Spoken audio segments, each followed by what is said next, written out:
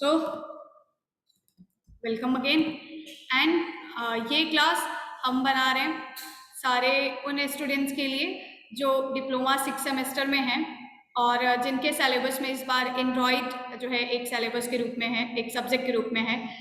उस एंड्रॉयड में आपको थ्योरेटिकल बेस्ड बहुत सारी चीज़ें पढ़ने को मिलेंगी, जिसका बीटी यूपी की तरफ से आपके पास सिलेबस होगा। तो उसमें आज फर्स्ट चैप्टर में जितने सारे आपको क्वेश्चंस और जितनी सारी थ्योरेटिकल पार्ट, जितने इंपॉर्टेंट टॉपिक्स कवर किए गए हैं फर्स्ट चैप्टर में, वो सारे ही टॉपिक्स आज हम लोग क्लियर करने वाले हैं। तो इस वीडियो में ये एक कंप्लीट वीडियो होगा, जिसको आप अगर लास्ट तक देखते हैं तो इसमें मैं स्टार्टिंग में सारे टॉपिक्स थ्योरेटिकल पार्ट्स भी कवर करूंगी, साथ ही साथ एमसीक्यूज जो आपके एग्जाम में, इस बार के एग्जाम में जैसा पैटर्न आने वाला है क्वेश्चन पेपर का एमसीक्यूज, वो एमसीक्यूज भी आपको कवर करने को मिलेगा।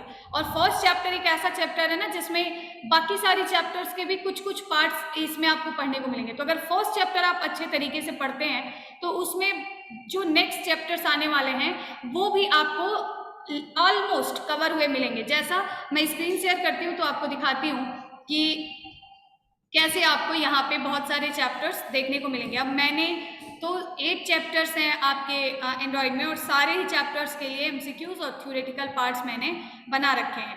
पर मैं आपको दिखाती हूँ कि क्या है आपका सिलेबस इस बार का, और फर्स्ट चैप्टर को क्यों मैं बोल रही हूँ कि ये इम्पोर्टेंट है। उस चीज़ के लिए आप एक बार ये देखिए अपना सिलेबस जो बीटी यूपी की तरफ से है, आपका ही है। और देखिए अब जैसे ये एंड्रॉयड का आपका कोर्स है। ओके, ये थोड़ा सा छोटा दिख रहा होगा क्योंकि ये साइज पीडीएफ है ये। और इसमें आप देखोगे तो इंट्रोडक्शन टू एंड्रॉयड ये फर्स्ट आपका चैप्टर है। इसमें सारी चीज़ें फंडामेंटल्स में इन लोगों ने कवर किया हुआ है। क्या एक्टिविटीज़ क्या होती हैं, सर्विसेज, ब्रॉडकास्ट रिसीवर्स, है ना, नोटिफिकेशंस भी इसमें नोटिफिकेशंस आएंगे, साथ ही intent and intent filter, Android API level. अब आप थोड़ा सा ध्यान से देखिएगा, अगर मैं थर्ड सेकंड चैप्टर तो उतना ज़्यादा नहीं है क्योंकि इसमें तो फर्स्ट प्रोजेक्ट कैसे डेवलप, मैंने रिकॉर्डिंग ऑन किया हुआ है। ओके, सो फर्स्ट चैप्टर हम में जो सेकंड चैप्टर है उसमें तो हम अपना फर्स्ट एप्लीकेशन कैसे बनाएं और प्रोजेक्ट स्ट्रक्चर क्या होता है, ये सारी चीज़ें दी हुई हैं।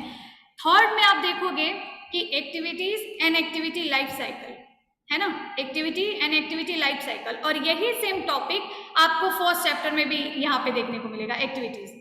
साथ ही साथ आप यहाँ पे देख सकते हो broadcast receiver, content provider, notification. तो ये सारे टॉपिक्स भी पूरे चैप्टर के रूप में आपको आगे मिलेगा। जैसे आप यहाँ देखो लेआउट्स, और लेआउट्स फर्स्ट चैप्टर में भी आपको एक ओवरव्यू के तौर पे देखने को मिलेगा। इंटेंट अभी आपको दिखाया फर्स्ट चैप्टर में इंटेंट है, और वहाँ भी इंटेंट का टाइप और ये सब डिस्क्राइब किया, यहाँ भी आपको देखने को मिलेगा। साथ ही साथ अगर आगे मैं आपको दिखाऊं तो जैसे ये नोटिफिकेशन एंड सर्विसेज, इसका एक ओवरव्यू फर्स्ट चैप्टर में भी मिलेगा। साथ ही स्टोरेज एंड कंटेंट प्रोवाइडर, अभी मैंने दिखाया कंटेंट प्रोवाइडर फर्स्ट चैप्टर में भी मिलेगा। तो इसलिए मैंने बोला कि जो फर्स्ट वाला चैप्टर है ना वो इम्पोर्टेंट है, और एग्जाम के पॉइंट ऑफ व्यू से भी जब हम देखते हैं तो हमें ये देखने को मिलता है कि फर्स्ट चैप्टर जो पहले वाले चैप्टर्स होते हैं उनसे ज़्यादा क्वेश्चंस आपके कवर किए जाते हैं। क्यों? क्योंकि यही रीज़न है, क्योंकि फर्स्ट चैप्टर जो है ना उसमें ओवरव्यू सबका है। तो फर्स्ट चैप्टर अगर आप ध्यान से पढ़ते हो तो मेरे कहने का मतलब है कि बहुत सारे आगे वाले टॉपिक्स भी आपको इजी लगने लगेंगे या जाने पहचाने लगने लगेंगे, जो अब तक आपको एंड्रॉयड का थोड़ा हवा नहीं लग रहा होगा, लगने लगेगा फर्स्ट चैप्टर पढ़ने के बाद। तो मैंने एक जैसा बताया कि आप लोगों के लिए पीडीएफ वगैरह बनाया है फर्स्ट चैप्टर का, और पूरा थ्योरेटिकल एमसीक्यू सब कवर किया है। वीडियो जो है हमारी थोड़ी सी ये बड़ी होगी क्योंकि इसमें हम होल फर्स्ट चैप्टर को कवर करेंगे। बाकी आप लोग देखिए और आप उसको समझने की कोशिश करिए। कोई भी कंफ्यूजन हो आप चैट सेक्शन में लिख सकते हो, मैं उसको सॉल्व करने की कोशिश जरूर करूंगी। ओके, तो एक बार मुझे ओपन करने दो, ठीक है। तो यहाँ से स्टार्ट होता है हमारा फर्स्ट चैप्टर। अब देखो इसके पहले बहुत सारे एमसीक्यूज हैं, वो हम बाद में आपको दिखाएंगे, ये थ्योरेटिकल पार्ट पढ़ने के बाद। ये जो अभी आप लोग क्वेश्चन से पूछना चाह रहे होंगे कि ये पीडीएफ कहाँ मिलेगा और क्या होगा, तो पीडीएफ वगैरह नहीं मिलेगा। एक टेलीग्राम चैनल है जिसका अगर ये वीडियो यूट्यूब पे आप देख रहे हैं तो डिस्क्रिप्शन में आपको टेलीग्राम चैनल का लिंक मिलेगा। मोस्ट प्रोबेबली कि वहाँ पे कंपनी द्वारा ये वीडियो ये जो PDF मैंने बनाया है पोस्ट किया जाए, और ऐसा ही PDF first chapter, second chapter, all chapters के लिए देखने को मिलेगा।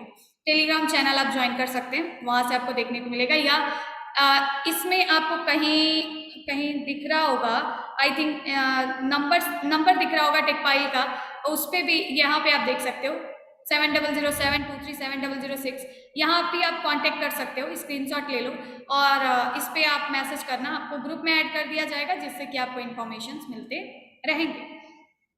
फर्स्ट जो टॉपिक है, फर्स्ट जो कॉन्सेप्ट है वो है व्हाट इज एंड्रॉइड। अब पूरा ये पढ़िए, पढ़ने के बाद मैं आपको आपका जो फर्स्ट चैप्टर है उसका एक एक टॉपिक में दिखाऊंगी, ऑल कवर होगा ही होगा। सो फर्स्ट जो इसमें टॉपिक है वो है व्हाट इज एंड्रॉइड। देखो एंड्रॉइड फोन, इससे पहले बहुत टाइम पहले की अगर हम बात करें तो एंड्रॉइड फोन नहीं था, है ना, कीपैड फोन और ये सारी चीजें हम यूज करते थे। लेकिन एंड्रॉइड फोन एग्जिस्टेंस में आया, इसका बस एक ही रीजन था कि एंड्रॉइड ऑपरेटिंग सिस्टम बन गया था, है ना।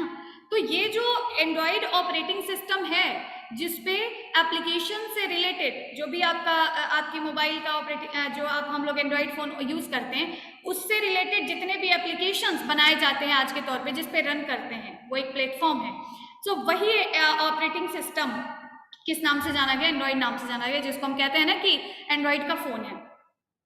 सो यहाँ आपको देखने को भी मिलेगा कि Android is a stack of software for mobile devices. Okay, आपको क्वेश्चन देखने को मिल सकता है कि एंड्रॉइड ऑपरेटिंग सिस्टम किस टाइप के डिवाइस के लिए जो है डेवलप किया गया था, तो it is mobile device, it is Android device. Okay, ये एक ऑपरेटिंग सिस्टम इंक्लूड करता है मिडलवेयर एंड सम की एप्लीकेशंस। कुछ इसको ऐसे समझ सकते हो कि एंड्रॉइड जो है वो आप नॉर्मली ऐसे समझिए कि एंड्रॉइड एक ऑपरेटिंग सिस्टम है जिस पे बहुत सारे एप्लीकेशंस क्या कर सकते हैं, रन कर सकते हैं। हम सब लोग एंड्रॉइड फोन्स यूज करते हैं और हम सबको उसकी सर्विसेज बहुत अच्छे तरीके से पता है। वही सारी सर्विसेज आपको यहाँ पढ़ना है कि एंड्रॉइड में कौन कौन से फीचर्स देता है और उसको हम इसके लैंग्वेज में क्या कहते हैं। यहाँ आपको देखने को मिलेगा कि the application executes within its own process and its own instance of Dalvik virtual machine. जैसा आपने नाम सुना होगा, एक आपको मैं वर्ड अगर बताऊं तो आपने नाम सुना होगा JVM, जावा वर्चुअल मशीन, है ना। अगर हम बोलें तो कि ये क्या होता है तो आप क्या बोलोगे कि जावा का प्रोग्राम जिस पे रन करता है, जो डिवाइस होती है जिस पे रन करता है, जिसके हेल्प से वो जावा का प्रोग्राम हमारा बन पाता है, हमें आउटपुट दिख पाता है। इसका इंटरनल प्रोसेस बहुत बड़ा है बट अभी हम वो समझाने की कोशिश नहीं करेंगे। जिस तरीके से जावा का जो कोड होता है वो रन होने के लिए बीच में उसको JVM, जावा वर्चुअल मशीन की जरूरत होती है, उसी तरीके से जब आप एंड्रॉइड के किसी भी एप्लीकेशन को रन कराने की बात करते हैं तो वहां पे डेल्विक वर्चुअल मशीन आता है। आपसे पूछ सकता है कि अभी आपको क्वेश्चंस देखने को मिलेंगे, एक पूछ सकता है DVM stands for Dalvik virtual machine. Okay, अब पूछेगा कि ये किस टाइप के कर्नल को यूज करता है, तो ये कर्नल का मतलब होता है कि इसका जो कोर फील्ड है जिस पे ये बनाया गया है, जिस पे बेस्ड है ना, वो क्या है, लाइनेक्स बेस्ड ऑपरेटिंग सिस्टम है। कैसा है, लिनक्स भी कहते हैं इसको, लिनक्स बेस्ड ऑपरेटिंग सिस्टम ये है। ओके, अब यहाँ पे आपको क्वेश्चंस ये बहुत इंपॉर्टेंट है, यहाँ पे आपको देखने को मिल जाएगा कि ये किस टाइप का ऑपरेटिंग सिस्टम है एंड्रॉइड, तो आप बताओगे कि ये लिनक्स बेस्ड ऑपरेटिंग सिस्टम है। किसके द्वारा ये डेवलप किया गया, तो आपको देखने को मिलेगा कि it was develop by Google and after that किसके द्वारा डेवलप किया गया, OHA, that is open handset alliances कह सकते हो आप। देखो जो एंड्रॉइड था वो गूगल के द्वारा डेवलप नहीं किया गया, ये डेवलप किया गया किसके द्वारा, एंड्रॉइड INC, एंड्रॉइड इनकॉर्पोरेशन नाम की एक कंपनी, उसके द्वारा ये डेवलप किया गया, जिसको बाद में 2005 में गूगल ने खरीद लिया। ठीक है, जिसने इसको बनाया उससे गूगल ने इसको क्या कर लिया, गूगल ने इसको परचेज कर लिया, गूगल ने इसको क्या कर लिया, परचेज कर लिया। और बाद में इसको ये कहा जाने लगा कि ये किसके द्वारा बनाया गया है, एक मिनट थोड़ा सा ये एनोटेशन मैं ऑफ कर दूं, तो बाद में ये कहा जाने लगा कि इसको किसने बनाया है, गूगल ने बनाया, but actually from the starting इसको गूगल ने नहीं बनाया है। 2007 में गूगल ने एक कंपनीज का कलेक्शन बनाया, ठीक है। पहले ही किसके पास था? एंड्रॉइड आईएनसी के पास था। बाद में इसको परचेज किसने कर लिया? गूगल ने परचेज कर लिया। बाद में गूगल ने खुद ही एक कंपनीज का संघ बनाया, संघ का मतलब कलेक्शन बनाया, जिसमें बहुत सारी कंपनीज आई, जैसे सैमसंग, गूगल खुद ही था और बहुत सारी कंपनीज, जिसको नाम दिया गया क्या? OHA, open handset alliances. और इसी कंपनी अब अगर आपसे पूछे कि अब इस टाइम पे अगर मान लीजिए ऑप्शन आपको दिया हुआ है कि गूगल को एंड्रॉइड को किसने बनाया है या which company developed Android operating system, तो उस टाइम पे आप क्या करोगे? आप ऑप्शंस देखो। अगर उसमें फर्स्ट ऑप्शन अगर पूछा है कि फर्स्टली किसने डेवलप किया या गूगल से पहले किसने डेवलप किया, तो आप ऑप्शन देखो। अगर ऑप्शन में दिया हुआ है OHA, गूगल का ऑप्शन नहीं है, या एंड्रॉइड INC का ऑप्शन नहीं है, तो उस टाइम पे आप OH ही लगाओ, क्योंकि इस टाइम पे जिस कंपनी के द्वारा इसको मैनेज किया जा रहा है वो कंपनी का कलेक्शन है, दैट इज OHA। यहां भी हमने बताया है कि OHA, अब OHA जो है, सबसे फर्स्ट तो पूछ सकते हैं इसका फुल फॉर्म क्या है, तो इसका फुल फॉर्म है ओपन हैंडसेट एलियंसेस। ओके, ये क्या है? ये है क्या? It is collection of 84 companies. 84 companies का कलेक्शन गूगल ने खुद ही बनाया हुआ है, जिसमें कि बहुत सारी कंपनीज हैं, जैसे गूगल, सैमसंग, ईवे, टेलिका, इंटेल, बहुत सारी कंपनीज हैं, जिसके द्वारा जो एक कलेक्शन है, जिसके द्वारा इसको इस टाइम पे देखा जा रहा है। और ये कब बनाया गया था? OHA को कब इस्टेब्लिश किया गया था, जिसको गूगल ने ही किया था? तो आप बताओगे कब? 5 नवंबर 2007 को, 5 नवंबर 2007 को under the guidance of Google इसको बनाया गया। समझ आया? सो एंड्रॉइड, आई होप आप समझ रहे हो एंड्रॉइड क्या है। इट इज ऑपरेटिंग सिस्टम जिसपे बहुत सारे एप्लीकेशंस रन करते हैं, and firstly it was developed by Android INC, after that it was bought by Google, and उसके बाद अब मैनेज किसके द्वारा किया जा रहा है? It is OHA, full form of OHA is Open Handset Alliances, and under the guidance of Google in November 2007 it was established. Okay, next is, देखो एंड्रॉइड के बहुत सारे नाम हैं, ठीक है। वो नाम क्या है? वो नाम क्या है? तो वो नाम कुछ नहीं है। क्या है ना कि जब जब एंड्रॉइड के लेटेस्ट वर्जन, जैसे अभी हम देखेंगे हमारा फोन बड़ा एडवांस हो गया है, प्रीवियस टाइम पे इतना एडवांस टेक्नोलॉजीज टेक्निक्स इसमें नहीं थी, कुछ कम चीजें थी। अब हम लोग बहुत सारी चीजें यूज कर पाते हैं, जैसे आप सुनोगे कि अब एक नया फोन आया जिसमें फेस डिटेक्शन का एक नया फीचर ऐड हो गया, या अब आपको सुनने को मिलेगा सिक्योरिटीज बढ़ती जा रही हैं, फीचर्स बढ़ते जा रहे हैं और चीजें बढ़ती जा रही हैं। तो ये जो इसके अपडेट वर्जन्स आते हैं, ये इसके अलग अलग नाम एक दे दिया गया है, वो एंड्रॉइड के नाम है। मैंने एक पूरी लिस्ट इसमें बनाई हुई है, जिसमें कि स्टार्टिंग में जब 1.0, this is the version, this is what, this is the version, and this is API level.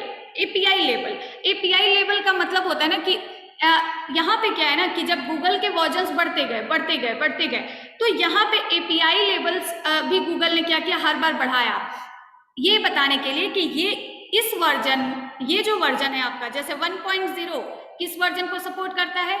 किसको सपोर्ट करता है? ये एंड्रॉइड के API लेवल 1 को सपोर्ट करता है। जैसे आपसे क्वेश्चन पूछ सकता है कि जैसे आपसे क्वेश्चन पूछ सकता है कि मैं आपको बताती हूँ, जैसे पूछ लिया कि 7.0 एंड्रॉइड का वर्जन 7.0 किस API लेवल को सपोर्ट करता है, तो आप बताओगे किसको? 24 को, या 24 या 25 को भी सपोर्ट करता है, क्योंकि 7.10 या 7.12 ये सब किसको सपोर्ट करते हैं? API लेवल 25 को सपोर्ट करते हैं। तो यहाँ पे जितने भी एंड्रॉइड के अलग अलग वर्जन्स आते गए, जितने अपडेट वर्जन्स आते गए, उन वर्जन्स का एक नाम है, साथ ही साथ वो किस API लेवल को सपोर्ट करेंगे ये भी दिया गया है। ओके, इससे हमें पता चल पाता है कि अगर आपने अपने ऐप, जो आप जैसे हम लोग भी तो बनाते हैं, एंड्रॉइड तो एक ऑपरेटिंग सिस्टम बना ही है, लेकिन हम लोग भी तो अपना एप्लीकेशन बनाते हैं जिसको हम प्ले स्टोर पे होस्ट करते हैं और एंड्रॉइड फोन में उसको इंस्टॉल करते हैं। तो वहां पे हम लोग सेट करते हैं कि कौन सा API लेवल पे हमारा ये एप्लीकेशन बन रहा है, मतलब कितने फीचर्स को सपोर्ट करेगा। समझ रहे हो? तो इस तरीके से इसके अलग अलग नाम हैं। अब आपसे इसमें बहुत सारे क्वेश्चंस पूछे जा सकते हैं, जैसे पहला क्वेश्चन मैं बताती हूँ, जिसमें कि पहला क्वेश्चन आपसे पूछा जा सकता है कि तो अब आपको समझ में अब आपके दिमाग में एक क्वेश्चन बन रहा होगा कि एपीआई लेवल क्या है। API level is nothing, it's a integer value. आपसे पूछ दिया कि एपीआई लेवल क्या है, तो it just a integer value जो कि बताता है कि कौन सा वर्जन एंड्रॉइड का है। जैसा अभी भी मैंने बताया ना कि जब हम लोग एप्लीकेशंस बनाएंगे, खुद के एप्लीकेशन जब बनाएंगे तो हम लोग उसमें सेट करते हैं कि हमारा मैक्सिमम जो एपीआई लेवल ये हमारा एप्लीकेशन सपोर्ट करेगा वो है 30। तो 30 का मतलब क्या है? 30 का मतलब है कि ये कौन से एंड्रॉइड वर्जन तक चल सकता है। एंड्रॉइड का जो लास्ट इस टाइम पे लेटेस्ट वर्जन चल रहा है एंड्रॉइड का, कौन सा? एंड्रॉइड 11। तो ये जो एंड्रॉइड 11 चल रहा है, इस आप चाहते हो कि जो फोन एंड्रॉइड 11 तक बने हैं, मतलब बड़े लेटेस्ट वाले हैं, वो इस टाइम पे जो आ रहे हैं, तो अगर आपने उसमें एपीआई लेवल 30 सेट कर दिया तो वो फोन जो होगा, जो आप एप्लीकेशन बनाओगे, वो 11 वर्जन तक वाले फोन के सारे फीचर्स को सपोर्ट करेगा। It's a just integer value, just a name. Okay, अब बहुत सारे क्वेश्चंस आपको इसमें देखने को मिल सकते हैं। क्या? सबसे फर्स्ट तो जो अभी अभी मैंने बताया कि जो आपका एपीआई लेवल 4 है, उस एंड्रॉइड वर्जन का नाम क्या था। देखो, एक स्वीट नेम, एंड्रॉइड के हर वर्जन को एक प्यारा प्यारा सा नाम दिया गया है, जिसमें कि ABCDEFGH से जो हमारे अल्फाबेट्स हैं उनसे मिलते जुलते कुछ नाम हैं। जैसे स्टार्टिंग के जो 2 वर्जन आए, एंड्रॉइड का वर्जन 1.0 आया, जिसको हम बीटा वर्जन भी कहते हैं, एंड्रॉइड का वर्जन 1.0, इसका कोई नाम नहीं था, कोई स्वीट नेम नहीं था। ऐसे ही जो 1.1 आया, जिसने एपीआई लेवल 2 को सपोर्ट किया, जो कब आया? इन फरवरी 9 2009 में आया, इसका भी कोई स्वीट नेम नहीं था। उसके बाद आप देखोगे, ये इसको समझ लो A, इसको समझ लो B, कपकेक। तीसरा जो नाम था वो कौन सा नाम था? कपकेक। चौथा जो नाम था, ये the starting alphabet of cupcake is C, and उसके बाद जो आया इट इज D। इसका नाम क्या था? डोनट। इसका नाम क्या था? इक्लेयर। इसका नाम क्या था? फ्रो। इसका नाम क्या था? Ginger bread. ऐसे ही सारे जितने भी आए, इसके बाद जो होगा उसका नाम है हनीकम। तो ऐसे जितने भी वर्जन्स आए, उन सबका एक अल्फाबेटिक तौर पे एक नाम दिया गया, एक स्वीट नेम दिया गया, जिससे कि आप एंड्रॉइड के पर्टिकुलर एक वर्जन को पहचान सकें और मैक्सिमम एपीआई लेवल भी जान सकें। ओके, और उसमें मैक्सिमम कौन कौन से फीचर्स होंगे इसको भी आप देख सकें। तो अब देखोगे तो मैंने यहाँ पे बहुत सारी चीज़ें लिख भी दी हैं कि जो 1.1 आया उसमें, अच्छा, सबसे फर्स्ट आपसे एक और क्वेश्चन आ सकता है कि जो 1.1 आया हुआ था एंड्रॉइड का वर्जन, वो फर्स्टली किस मोबाइल फ़ोन में आया था? तो उस मोबाइल फ़ोन का नाम था जीवन मोबाइल, जो कि कहाँ था? अमेरिका में था। जिसको कहाँ पे लॉन्च किया गया? जीवन मोबाइल अमेरिका का था, जिसमें कि फर्स्ट जो एंड्रॉइड का 1.0 वर्जन था वो आया हुआ था। अब इसमें कौन कौन सी चीज़ें सपोर्ट में आई, ये आप समझ लीजिए कि किसकी बात हो रही है। ये एंड्रॉइड फ़ोन की बात हो रही है, जो आज के टाइम पे आप एंड्रॉइड फ़ोन्स यूज़ करते हैं और आगे आप और लेटेस्ट वर्जन यूज़ करते जाएंगे। तो अभी आप से अगर आप जाके वहाँ देखोगे कि ये एंड्रॉइड का वर्जन कौन सा है, तो वहाँ पे दिखाएगा 11, है ना। किसी किसी का फ़ोन जो पुराना होगा उसको में दिखाएगा 10 या 9 या 8 से कम तो अब लोग यूज़ नहीं करते होंगे। तो ये सब हमारे एंड्रॉइड फ़ोन के वो हैं। आप अबाउट फ़ोन में जाके देखोगे ये सारी चीज़ें दिखेंगी। तो ये चीज़ें बढ़ती गई, जो आज के हमारे टाइम में बहुत सारी चीज़ें हैं, जैसे टेक्स्ट टू स्पीच, आज एक फीचर ऐड हुआ है, जो है फेस डिटेक्शन का फीचर ऐड हुआ है, ऑटो रोटेशन का वो ऐड हुआ है, वाईफाई, गूगल से सर्चिंग, हॉटस्पॉट, जितनी भी चीज़ें, ब्लूटूथ, सब जो फीचर्स हम लोग देखते हैं अपने मोबाइल फ़ोन में, वो सब अपडेट वर्जन्स में आते गए और आज हमें एक अच्छी जो है टेक्निक वाला मोबाइल फ़ोन मिल पाया है। आगे अभी और बढ़ेगा जब आपका एंड्रॉइड 11 पुराना हो जाएगा। तो इसका आप एक स्क्रीनशॉट ले सकते हो और इसको आप अच्छे तरीके से पढ़ सकते हो कि कौन से एंड्रॉइड के वर्जन में कौन कौन सी चीज़ें आई। अब ये आपको कहीं और जगह पे आपको देखने को नहीं मिलेगा, ये मैंने खुद से लिखा हुआ है। ये सारी चीज़ें तो मिल जाएंगी कि कौन सा नाम था और उसका एपीआई लेवल क्या था, उसका वर्जन नेम क्या था, ये सारी चीज़ें, लेकिन ये मैंने खुद से लिखा है ताकि आप शॉर्ट फॉर्म में पढ़ सको और याद कर सको। तो कोशिश आप करेंगे कि ये सारी चीज़ें आप याद रखें। जैसे आपसे पूछ लिया कि अब इसका आई थिंक आपने स्क्रीनशॉट ले लिया हो, जैसे आप देखोगे कि एक वर्जन आया किट कैट। आप अभी हम लोग देखते हैं ना कि एक एडवर्टाइजमेंट भी आता है कि ओके गूगल, गूगल से कुछ कहो और वो आपको बताएगा, है ना। तो ओके गूगल का जो फीचर है कि हम गूगल से कुछ कहते हैं और उधर से हमें रिस्पॉन्ड मिलता है कि हमारा आंसर मिलता है, वो फीचर कब ऐड किया गया? तो ये किट कैट वाले वर्जन में, जो कि 4.0 था, API लेवल 9020 को सपोर्ट करता था, उसमें ओके गूगल का फीचर ऐड किया गया। ऐसे ही dual sim, HD voice, USB type C, ये सारे एक एक एक्सटेंडेड वर्जन से एक्सटेंडेड फीचर्स हैं जो कि अलग अलग वर्जन में आए। ठीक है, तो ये सब आप एक अच्छे तरीके से इसको पढ़ेंगे, समझेंगे। कोई भी दिक्कत हो आप चैट सेक्शन में पूछिए, I am here for you. और ये मैंने पूरा एक लिखा हुआ है क्योंकि एक एक को डिस्क्राइब करना it's not like easy and it's not compatible कि आप इतना सुन पाए। तो आई होप आपने इसका स्क्रीनशॉट लिया हो। अभी आपसे पूछ सकते हैं कि लेटेस्ट वर्जन कौन सा चल रहा है या एंड्रॉइड का फर्स्ट वर्जन कब लॉन्च किया गया, तो आपको ये डेट भी जो है याद होना चाहिए। लेटेस्ट वर्जन एंड्रॉइड 11 चल रहा है जो कि सितंबर 8, 2020 में लॉन्च किया गया। ठीक है, तो ये सारी चीजें आपसे पूछने को मिल सकती हैं। अब अगर आपसे कोई पूछे कि ये रहा अभी जो मैंने बताया, ये है एंड्रॉइड वर्जन्स और वर्जन्स के नेम्स जो कि आपको फर्स्ट चैप्टर में देखने को मिलेगा API लेवल्स के साथ। अभी आपसे अगर कोई पूछे कि एंड्रॉइड का एप्लीकेशन मान लो एक तुम्हें बनाना है, ऑपरेटिंग सिस्टम तो बन गया है, अब तो नहीं बनाओगे, एक एंड्रॉइड का एप्लीकेशन तुम्हें बनाना है, तो तुम उसमें कौन से IDE, सबसे पहले तो मैं बात करती हूँ IDE का। ये क्वेश्चन भी आपको आगे देखने को मिलेगा। What is IDE? IDE is integrated development environment.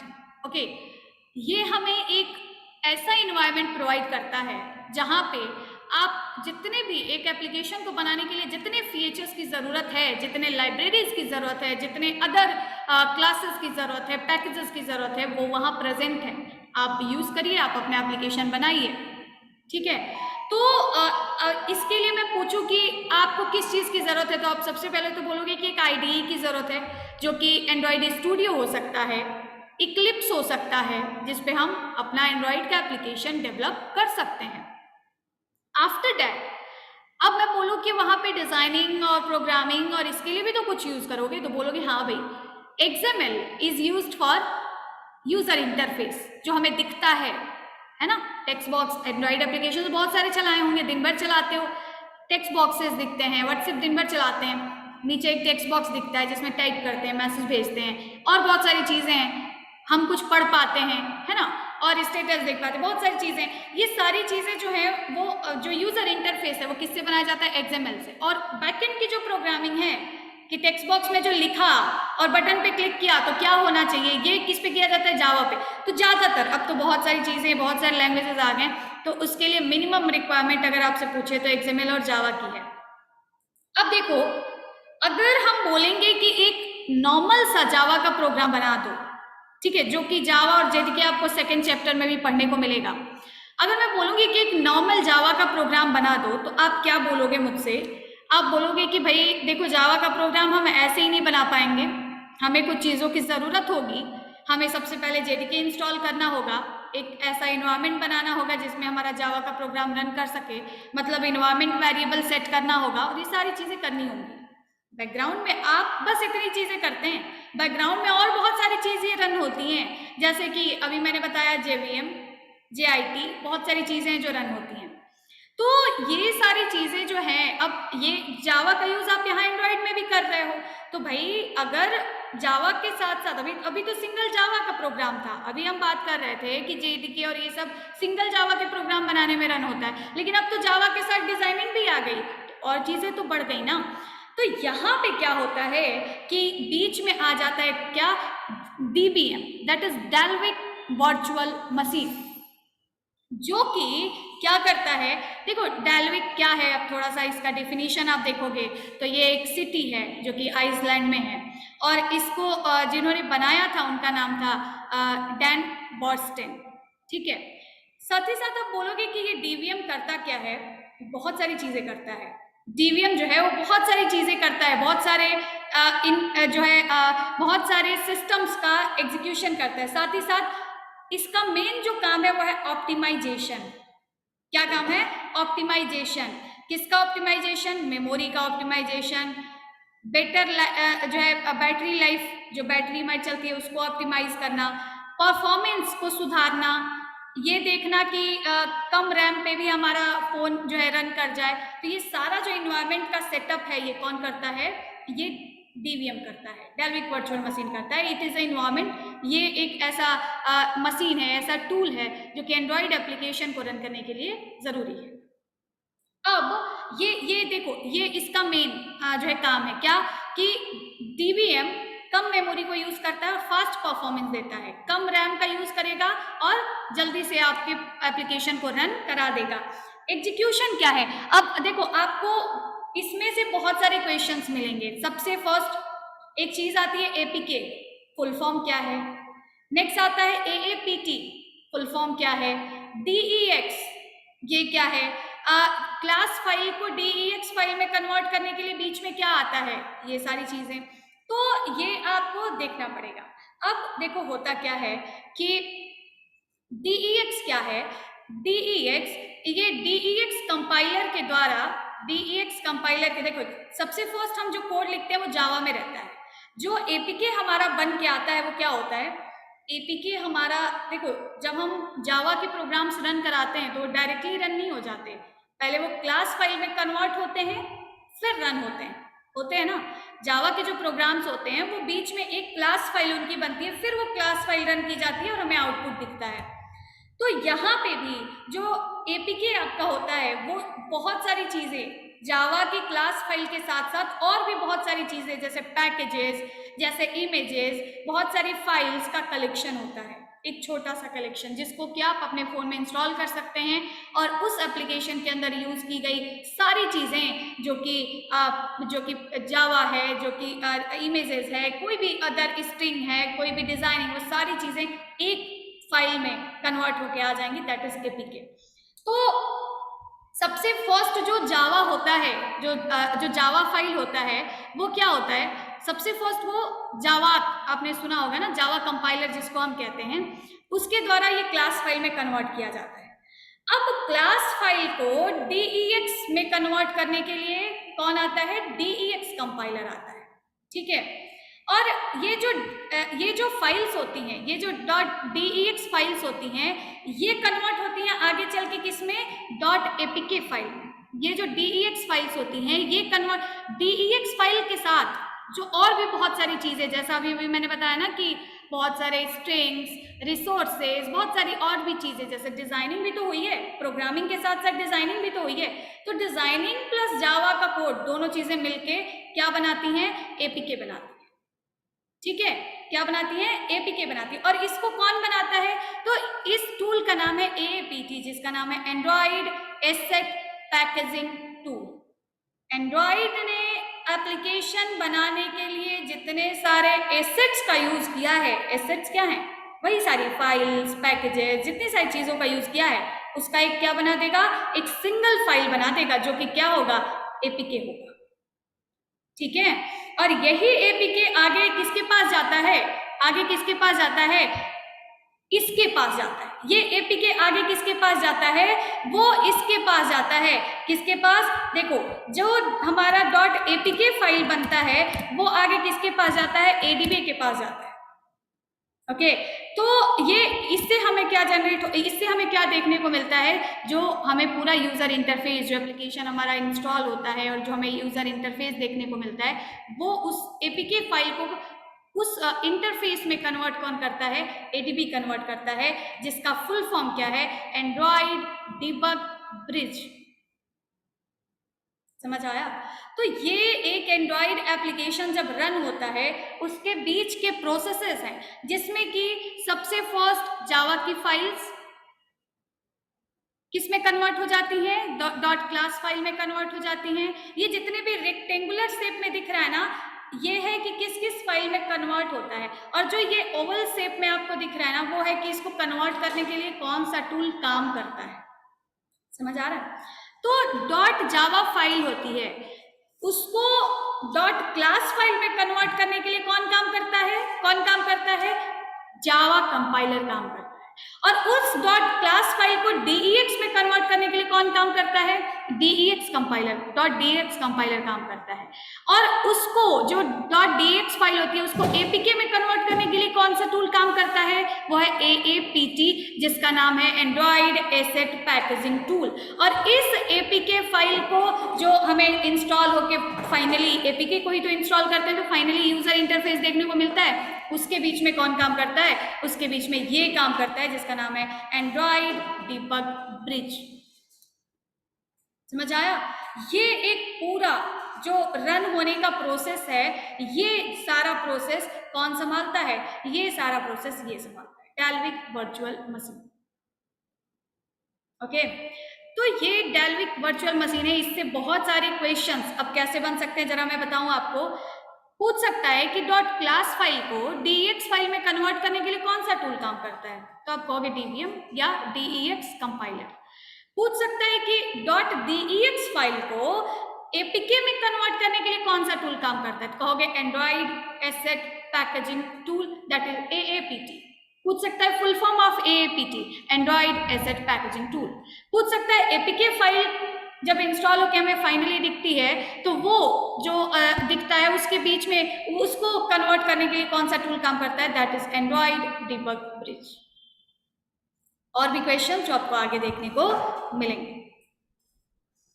ठीक है, अब आता है सबसे इंपॉर्टेंट एक कॉन्सेप्ट है जो कि आपको देखने को मिलेगा, एंड्रॉइड आर्किटेक्चर। बहुत सारे क्वेश्चंस इससे भी बनते हैं कि एंड्रॉइड आर्किटेक्चर का टॉप लेवल जो होता है वो उस पे क्या होता है, एंड्रॉइड आर्किटेक्चर के सबसे लोवेस्ट लेवल पे क्या होता है। ठीक है, इसका मतलब है कि जब एंड्रॉइड, देखो जो आपको IDE दिख रही है वो तो फाइनल स्टेज है, समझ लो। ओके, जो आपको एप्लीकेशंस दिख रहे हैं वो फाइनल स्टेज है उसका। जो एप्लीकेशंस आपको दिख रहे हैं, जो एप्लीकेशंस आप इंस्टॉल कर रहे हो, आपको हमने बोला कि आज आप ये एप्लीकेशन इंस्टॉल कर लेना, तो आपको लगेगा कि ये आपने बहुत बड़ा काम कर लिया, लेकिन उसके बैकग्राउंड में बहुत सारी चीजें जो उसको रन कराने तक काम करती हैं, बैकग्राउंड में काम करती हैं। अब इसमें क्या क्या चीजें हैं? सबसे फर्स्ट है इसका किसका बेस्ड ऑपरेटिंग सिस्टम है? किस पे बेस्ड ऑपरेटिंग सिस्टम है Android? That is Linux based operating system. तो इस सबसे लोवेस्ट लेवल पे क्या आता है? आता है लिनक्स कर्नल। मैंने एक शॉर्ट फॉर्म में आपको दिखाने के लिए ये बनाया है, क्योंकि अभी मैं फिगर और बहुत सारी चीजें इसका आप देख सकते हो, लेकिन क्या है आजकल फिगर की जरूरत नहीं है क्योंकि आपको थ्योरी लिखनी नहीं है, तो अभी कॉन्सेप्ट समझने की जरूरत है। सबसे जो है लोवेस्ट लेवल पे आता है, सबसे lowest level, first level, that is lowest level of Android architecture, वो क्या है? कर्नल है, जो कि हार्ट है इसका, जो कि क्या है?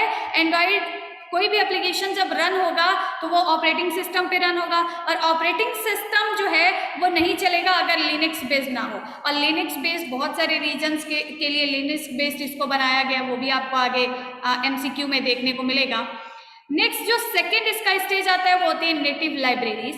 तीसरा जो स्टेज होता है वो होता है एंड्रॉइड रन टाइम। नेक्स्ट जो स्टेज आता है वो होता है एंड्रॉइड फ्रेमवर्क्स, और पांचवा जो स्टेज होता है वो फाइनली आपको एप्लीकेशंस दिखते हैं। तो पूछ सकता है कि टॉप मोस्ट लेयर कौन सा है एंड्रॉइड आर्किटेक्चर का? एप्लीकेशंस है। पूछ सकता है कि एप्लीकेशंस के पहले जो लेयर आती है एंड्रॉइड आर्किटेक्चर में वो कौन सी है? तो कहोगे एप्लीकेशन फ्रेमवर्क है। ठीक है, पूछ सकता है कि नेटिव लाइब्रेरी में क्या क्या चीजें आती हैं। तो देखो लिनक्स कर्नल जो मैंने बताया, तो ये तो बिल्कुल बेस है, समझ लो, इसके बिना तो आपका एंड्रॉइड ऑपरेटिंग सिस्टम नहीं चलना। नेक्स्ट आता है नेटिव लाइब्रेरीज, जिसमें क्या होती हैं?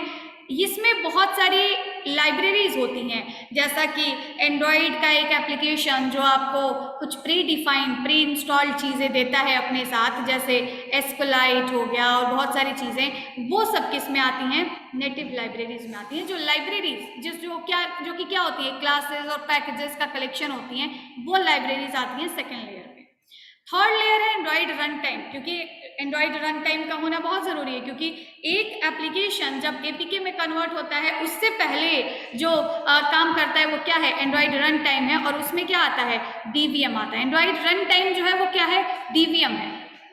ठीक है, जैसे जावा का प्रोग्राम रन होता है उसमें क्या चीजें काम करती है, जेवीएम, वैसे ही यहाँ एंड्रॉइड का रन टाइम क्या है, डीवीएम है, it is Dalvik virtual machine, जो अभी हमने पहले पढ़ा। ये क्या है, ये किसी भी एंड्रॉइड एप्लीकेशन को रन करने के लिए सबसे इंपॉर्टेंट चीज है। और ये जो डीवीएम है हमारा, वो कौन सा लेयर है, तीसरा लेयर है एंड्रॉइड आर्किटेक्चर का। ठीक है, नेक्स्ट आता है एप्लीकेशन फ्रेमवर्क्स, जिसमें बहुत सारी क्लासेस और फ्रेमवर्क्स आते हैं। नेक्स्ट आते हैं एप्लीकेशन, जो कि बहुत सारे एप्लीकेशंस आप यूज करते हैं, जैसे अलार्म, कैलकुलेटर, कैलेंडर, और जितने भी आप यूज करते हैं वो सारे किस में आते हैं, इन एप्लीकेशंस में आता है। तो ये सारा जो है एंड्रॉइड का आर्किटेक्चर है, जिसमें आपसे पूछ सकता है क्या, आपसे पूछ सकता है कि एंड्रॉइड का web browser, open source web browser कौन सा है, तो आप बताओगे कौन सा है, वेबकिट। पूछ सकता है कि एंड्रॉइड का टॉप मोस्ट लेयर कौन सा है, लोवेस्ट लेयर कौन सा है एंड्रॉइड आर्किटेक्चर का। ये सारे क्वेश्चंस आपको यहाँ देखने को मिलेंगे। ठीक है, तो जस्ट आई होप कि आप लोग ये चीजें समझ आ रही हो। अभी तक मैंने आपको एक एंड्रॉइड का बेसिक जो कॉन्सेप्ट है वो हमने आपको अभी तक बताया। ओके, तो नेक्स्ट टॉपिक अभी तक जो मैंने आपको बताया वो क्या था, वो एंड्रॉइड आर्किटेक्चर था। इस आर्किटेक्चर में हमने एक कॉन्सेप्ट आया आपका डीवीएम, जो कि सबसे इंपॉर्टेंट चीज है, जो कि क्या है, सबसे इंपॉर्टेंट चीज है। ये एक वर्चुअल मशीन की तरह काम करता है, जिसका यूज करके हमारे एंड्रॉइड के एप्लीकेशंस रन हो पाते हैं। बहुत सारे आपको एमसीक्यूज देखने को मिलेंगे, जिससे बहुत सारा कॉन्सेप्ट जो है क्लियर हो पाएगा। अब देखो, एक है कि एक नॉर्मल सा भी एप्लीकेशन आपको बनाना है ना एंड्रॉइड का, तो बहुत सारी चीजें होती है जो मिलके हमारे एप्लीकेशन को बनाती हैं। ठीक है, जैसे कि मान लो कि एंड्रॉइड का एप्लीकेशन बना दिया गया, ठीक है, एंड्रॉइड का ऑपरेटिंग सिस्टम बना दिया गया, और उसमें कोई एप्लीकेशन ही नहीं है, कोई ऐप नहीं है। एप्लीकेशन बोलेंगे तो थोड़ा कम समझ आएगा, ऐप बोलेंगे तो थोड़ा ज़्यादा समझ आएगा, क्योंकि ऐप कहते रहते हो ना तुम लोग। तो यहाँ पे बेसिक बिल्डिंग जो इसके ब्लॉक्स हैं, जो कंपोनेंट्स हैं, वो है कि एक एप्लीकेशन में कौन कौन सी चीज़ें होनी चाहिए। क्योंकि भाई कोई भी ऑपरेटिंग सिस्टम क्यों हम बनाते हैं, क्योंकि वो भी एक इन्वायरमेंट देता है, वो भी एक ऐसी फैसिलिटी देता है जिसपे एप्लीकेशंस रन हो सकते हैं। तो ये बेसिक कंपोनेंट्स हैं, जो कि बहुत सारे कंपोनेंट्स आपको देखने को मिलेंगे। और अगर मैं आपको आपका सिलेबस भी दिखाऊं तो उसमें ये सारे ही कंपोनेंट्स, ओके सिलेबस इस ईयर, वो सारे कंपोनेंट्स आपको देखने को मिलेंगे। जैसा अभी यहाँ पे मैंने एपीके फाइल एक्सटेंशन, ये है डेल्विक वर्चुअल मशीन है, एंड एपीके का फुल फॉर्म क्या होता है ये भी आपसे पूछ सकता है। तो एंड्रॉइड पैकेज, वो सारी चीज़ें हैं। एंड्रॉइड क्या है वो आपने देखा। फंडामेंटल्स में आता है बेसिक बिल्डिंग ब्लॉक्स, जिसमें activities, services, broadcast, content provider, UI components जितने हैं सब सारी चीज़ें आती हैं। इंटेंट्स आते हैं, एंड्रॉइड के एपीआई लेबल्स तो मैंने आपको पढ़ा दिया। एंड्रॉइड एपी देखो, वर्जन्स एंड वर्जन्स नेम्स अभी दिखाया था ना, जैसे कि वर्जन आ गया फर्स्ट आपका कपकेक, तो कपकेक कौन सा वर्जन है, इट इज एंड्रॉइड का वर्जन है 2, और कौन सी एपीआई लेबल को सपोर्ट करता है, इट इज 3। ठीक है, तो ये जो है एपीआई लेबल और ये सारी चीज़ें आपको पढ़ने को मिलेगा। साथ ही अब एपीआई लेबल लिख दिया तो बस वही नहीं है, इसमें कौन कौन से एक्सटेंडेड चीज़ें आई, कौन कौन से फीचर्स को ऐड किया गया, या पूछ सकता है कि टेक्स्ट टू स्पीच फीचर किस वाले एपीआई वर्जन में आया, एपीआई लेबल में आया। ये सारी चीज़ें आपको देखने को मिलेंगी। अब हमें बेसिक बिल्डिंग ब्लॉक्स पे थोड़ा सा फोकस करना है। तो यहाँ पे आपको देखने को मिलेगा कि बेसिक बिल्डिंग ब्लॉक्स में भाई बहुत सारी चीजें हैं जो कि काम करती हैं, जैसे कि activities, services, broadcast receivers, content providers, views, intents, fragments और मैनिफेस्ट फाइल्स, कुछ ऐसी चीजें हैं। अब आपसे ये नहीं पूछेगा कि बेसिक बिल्डिंग ब्लॉक्स में कौन कौन सी चीजें, नहीं, आपसे पूछ दिया कि एक्टिविटीज का जो होता है वो कहाँ से स्टार्ट होती हैं, कौन सा मेथड सबसे पहले कॉल होता है, कौन सा लास्ट मेथड कौन सा होता है, कोई एक्टिविटी हमें बंद करनी है उस टाइम पे कौन सा मेथड आता है। तो सबसे फर्स्ट हमें देखना है कि एक्टिविटी क्या है, सबसे इंपॉर्टेंट चीज है भाई, है ना। अगर आप बोलोगे कि एक्टिविटी क्या है, तो आप नोट कर सकते हो, मैं आपको बताती हूँ। It is for user interface, it is for user interface. जैसे कि हम जब हम कोई भी एप्लीकेशन ओपन करते हैं तो बहुत सारे हमें पेजेस नहीं दिखते, पेजेस दिखते हैं ना, जैसे हमने सबसे फर्स्ट क्या किया, हमने एक एप्लीकेशन ओपन किया, हमने व्हाट्सएप ओपन किया, व्हाट्सएप पे हमें एक पेज दिखा जहां हमें क्या दिख रहे हैं, हमारे चैट्स दिख रहे हैं। फिर हम दूसरे पेज स्टेटस पे चले गए, वहां हमें दूसरा पेज दिखा। फिर हम जो है नेक्स्ट अपने कॉलिंग्स पे चले गए, कॉल्स पे चले गए, वहां हमें दूसरा पेज दिखा। तो ये जो अलग अलग पेजेस दिखते हैं वही क्या है, एक्टिविटीज है। और एंड्रॉइड में एक टाइम पे कितनी एक्टिविटीज ओपन रह सकती हैं, एक, ठीक है। लेकिन भाई देखिए, एक एक्टिविटी कहीं कहीं पे आपने देखा होगा कि बहुत सारे टाइम पे, अब थोड़ा सा कॉन्सेप्ट समझिएगा, बहुत सारे टाइम पे बहुत सारी चीज़ें जो होती है वो रन होती हैं। जैसे कि आप कहीं देखोगे कि किसी एप्लीकेशन में आपने लॉगिन किया तो तुरंत कहेगा वेलकम टू द एप्लीकेशन। हाँ, आप कभी किसी एप्लीकेशन को बंद करने लगोगे, किसी एक एक्टिविटी दिख रही है, एक पेज दिख रहा है, उसको बंद करने लगोगे तो कहेगा कि do you really want to exit, yes no, no किया तो रुक गया, यस किया तो हट गया।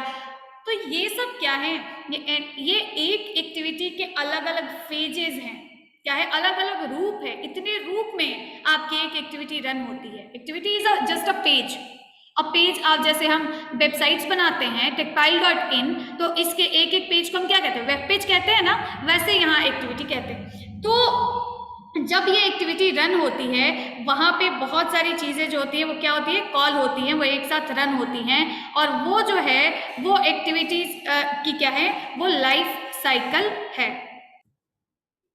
वो क्या है, एक एक्टिविटी की लाइफ साइकिल है। लाइफ साइकिल का मतलब है कि एक एक्टिविटी ओपन हुई, एक्टिविटी एक पेज ओपन हुआ और एक पेज क्लोज हो गया, एक पेज बंद हो गया, उसके बीच में कितने सारे चीजें जो है रन हो गई, कितने सारे अलग अलग फेज आ गए, कितने सारे अलग अलग स्टेप्स आ गए। तो उसको हम कहते हैं लाइफ साइकिल।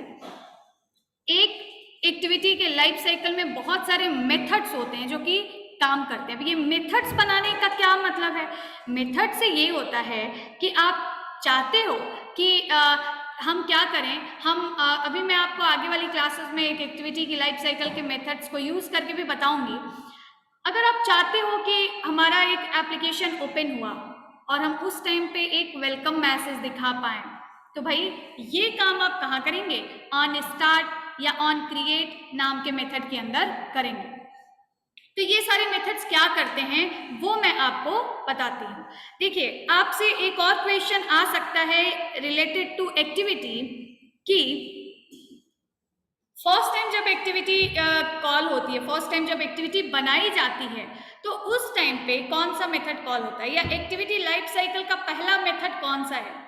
एक्टिविटी जब बंद हो रही होती है, जब एक्टिविटी को हम क्लोज कर रहे होते हैं, उस टाइम पे कौन सा मेथड काम करता है, कौन सा मेथड कॉल होता है, ऐसा कह सकते हो। ये ऑटोमेटिक कॉल हो जाता है अकॉर्डिंग टू द फेज, कि किस फेज में आपकी एक्टिविटी है। ऐसे ही बहुत सारे मेथड्स हैं जो कि कॉल होते हैं। अब आपसे पूछ सकता है कि मेथड्स कॉल होने का सीक्वेंस क्या है, तो ये सारी चीजें आपको क्या करना पड़ेगा, पढ़ना पड़ेगा। अब देखिए, यहाँ पे आपको देखने को मिलेगा कि जब एक एक्टिविटी सबसे फर्स्ट, जब एक्टिविटी क्रिएट की जाती है, first time when activity is created, when activity is called, जब फर्स्ट टाइम एक्टिविटी बनाई जाती है, उस टाइम पे जो सबसे पहला मेथड होता है जो कि काम करता है वो होता है ऑन क्रिएट मेथड। कौन सा मेथड होता है, ऑन क्रिएट मेथड। अब एक्टिविटीज के साथ जब यूजर अपना इंटरेक्शन शुरू करता है, मतलब जब एक्टिविटी पे यूजर कोई काम करने लगता है, अब व्हाट्सएप आपने ओपन किया, फर्स्ट टाइम एक्टिविटी ओपन हो के आई, ऑन क्रिएट कॉल हो गया। जैसे ही आपने उस एक्टिविटी पे कुछ क्लिक कर दिया, कहीं चैट देख लिया, ऑन स्टार्ट एक्टिविटी जो है, स्टार्ट मेथड जो है वो कॉल हो जाएगा। अब स्टार्ट के बाद जो सब नेक्स्ट मेथड आपका आता है वो होता है ऑन रिज्यूम। रिज्यूम का मतलब कि एक्टिविटी जो है अब चलनी स्टार्ट हो गई, ठीक है, तो वो होता है ऑन रिज्यूम। अब ऑन रिज्यूम करने के बाद एक मेथड आ सकता है कि हमारी एक्टिविटी बंद हो गई। इसका मतलब क्या है कि रिज्यूम होने के बाद एक्टिविटी पॉज हो सकती है। देखो, रिज्यूम होने के बाद एक एक्टिविटी को क्लोज भी किया जा सकता है, ऑन स्टॉप भी किया जाता है, डिस्ट्रॉय भी किया जा सकता है, और एक्टिविटी को पॉज भी किया जा सकता है, ठीक है। जैसे हम देखते हैं ना कि हमारे एंड्रॉइड फोन में बहुत सारे बटन्स आते हैं, एक होम वाला बटन आता है जिससे हमने क्लिक कर दिया तो क्या हो जाएगा, वो एक्टिविटी चल रही है, बैकग्राउंड में चल रही है बट दिख नहीं रही है, तो क्या हो गई है, पॉज हो गई है, ठीक है। ओके अब क्या होगा कि आपने एक्टिविटी को क्या किया, आपने बंद कर दिया। जैसे आपने जो आपको एक दिखता है ना बटन, जिससे कि बहुत सारे आप जितने भी एप्लीकेशंस ओपन है सबका एक एक पेज दिखने लगता है, तो आपने उस बटन को क्लिक कर दिया और आपने एक्टिविटी हटा दिया, तो क्या हो गई, आपकी एक्टिविटी डिस्ट्रॉय हो गई। दोबारा आप उस एप्लीकेशन को ओपन करेंगे तो फिर से एक्टिविटी ओपन होगी, फिर से दिखेगी, जहां पे आपने क्लोज किया था वहां से स्टार्ट नहीं होगी। तो यही सारे मेथड्स हैं जो कि अलग अलग फेजेस में काम करते हैं। इनका स्टेप क्या है कि अगर एक एक्टिविटी पॉज हुई है, अगर एक एक्टिविटी क्या हुई है, रुकी हुई है, इसके बाद ये एक्टिविटी क्या हो सकती है, रिज्यूम भी हो सकती है। इसके बाद एक्टिविटी क्या हो सकती है, रिज्यूम भी हो सकती है। इसका मतलब क्या है कि आपने क्या किया, एक एक्टिविटी के बाद आपने व्हाट्सएप ओपन किया और व्हाट्सएप में आपने पहला ऑप्शन ओपन किया। ध्यान से सुनिएगा, पहला ऑप्शन था हमारा चैट सेक्शन दिख रहा है। आपने इस चैट सेक्शन को बंद करके, इस चैट सेक्शन के बाद अब तुरंत उसी एप्लीकेशन में दूसरे पे आ गए। किस पे आ गए, आप स्टेटस देखने लगे। उस टाइम पे क्या हुआ, एक्टिविटी है, बंद नहीं की गई है, रोकी नहीं गई है, एक्टिविटी है, लेकिन अभी उसके ऊपर क्या आ गया, एक दूसरा एक्टिविटी आ गया। तो यहाँ पे एक्टिविटी क्या हुई, पॉज हो गई, स्टॉप नहीं हुई, पॉज हो गई। अब आप दोबारा से जब स्टेटस छोड़ के आप दोबारा से चैट सेक्शन पे आ जाओगे, फिर से रिज्यूम हो जाएगी, ठीक। और एक हो सकता है कि आपने होम बटन को क्लिक करके एक्टिविटी को हटा दिया और आप दूसरे एप्लीकेशन पे काम करने लगे, फिर से आपने उस एप्लीकेशन को ओपन किया, तो यहाँ पे क्या हुई, फिर से स्टार्ट, ठीक है। तो जब आपने होम बटन को क्लिक करके एक्टिविटी को मिनिमाइज कर दिया, यहाँ पे कौन सा एक्शन कॉल हुआ, स्टॉप एक्शन कॉल हुआ, ठीक है। तो ये वही है कि पॉज होने के बाद एक एक्टिविटी फिर से किस पे आ सकती है, रिज्यूम हो सकती है। जैसे हम स्टेटस पे गए और फिर दोबारा चैट सेक्शन पे आ गए। और एक और है कि स्टॉप होने के बाद, मतलब एक्टिविटी रुक जाए, okay, activity is no longer visible, तो उसके बाद ये किस पे आ सकता है, रीस्टार्ट हो सकता है। मतलब दोबारा से हम उसको क्या कर सकते हैं, स्टार्ट भी कर सकते हैं, और हो सकता है कि हम सारे जितने भी हमारे एक्टिविटीज ओपन है उनको हटा भी दें, जितने ऐप्स ओपन है उनको क्लियर भी कर दें, तो स्टॉप भी हो सकती है। तो इस तरीके से हमारे एंड्रॉयड की एक्टिविटी का एक जो पेज है, एक जो एक्टिविटी है एंड्रॉयड एप्लीकेशन की, एक जो एक्टिविटी है वो अलग अलग फेजेस से, अलग अलग लाइफ टाइम से गुजरती है, और उस टाइम पे अलग अलग मेथड्स काम भी करते हैं।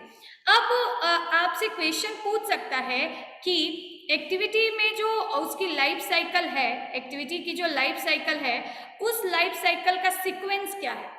तो सीक्वेंस है उसका, पहले जो सबसे फर्स्ट मेथड कॉल होता है that is on create, on start, फिर जो कॉल होता है वो होता है on resume, on pause, on stop, और स्टॉप होने के बाद रीस्टार्ट आता है, ठीक है। स्टॉप होने के बाद क्या आता है, रीस्टार्ट आता है, और इसके बाद डिस्ट्रॉय। स्टॉप होने के बाद रीस्टार्ट भी हो सकता है जब दोबारा से इस पे आ जाएगा, या फिर स्टॉप होने के बाद डिस्ट्रॉय भी हो सकता है, ठीक।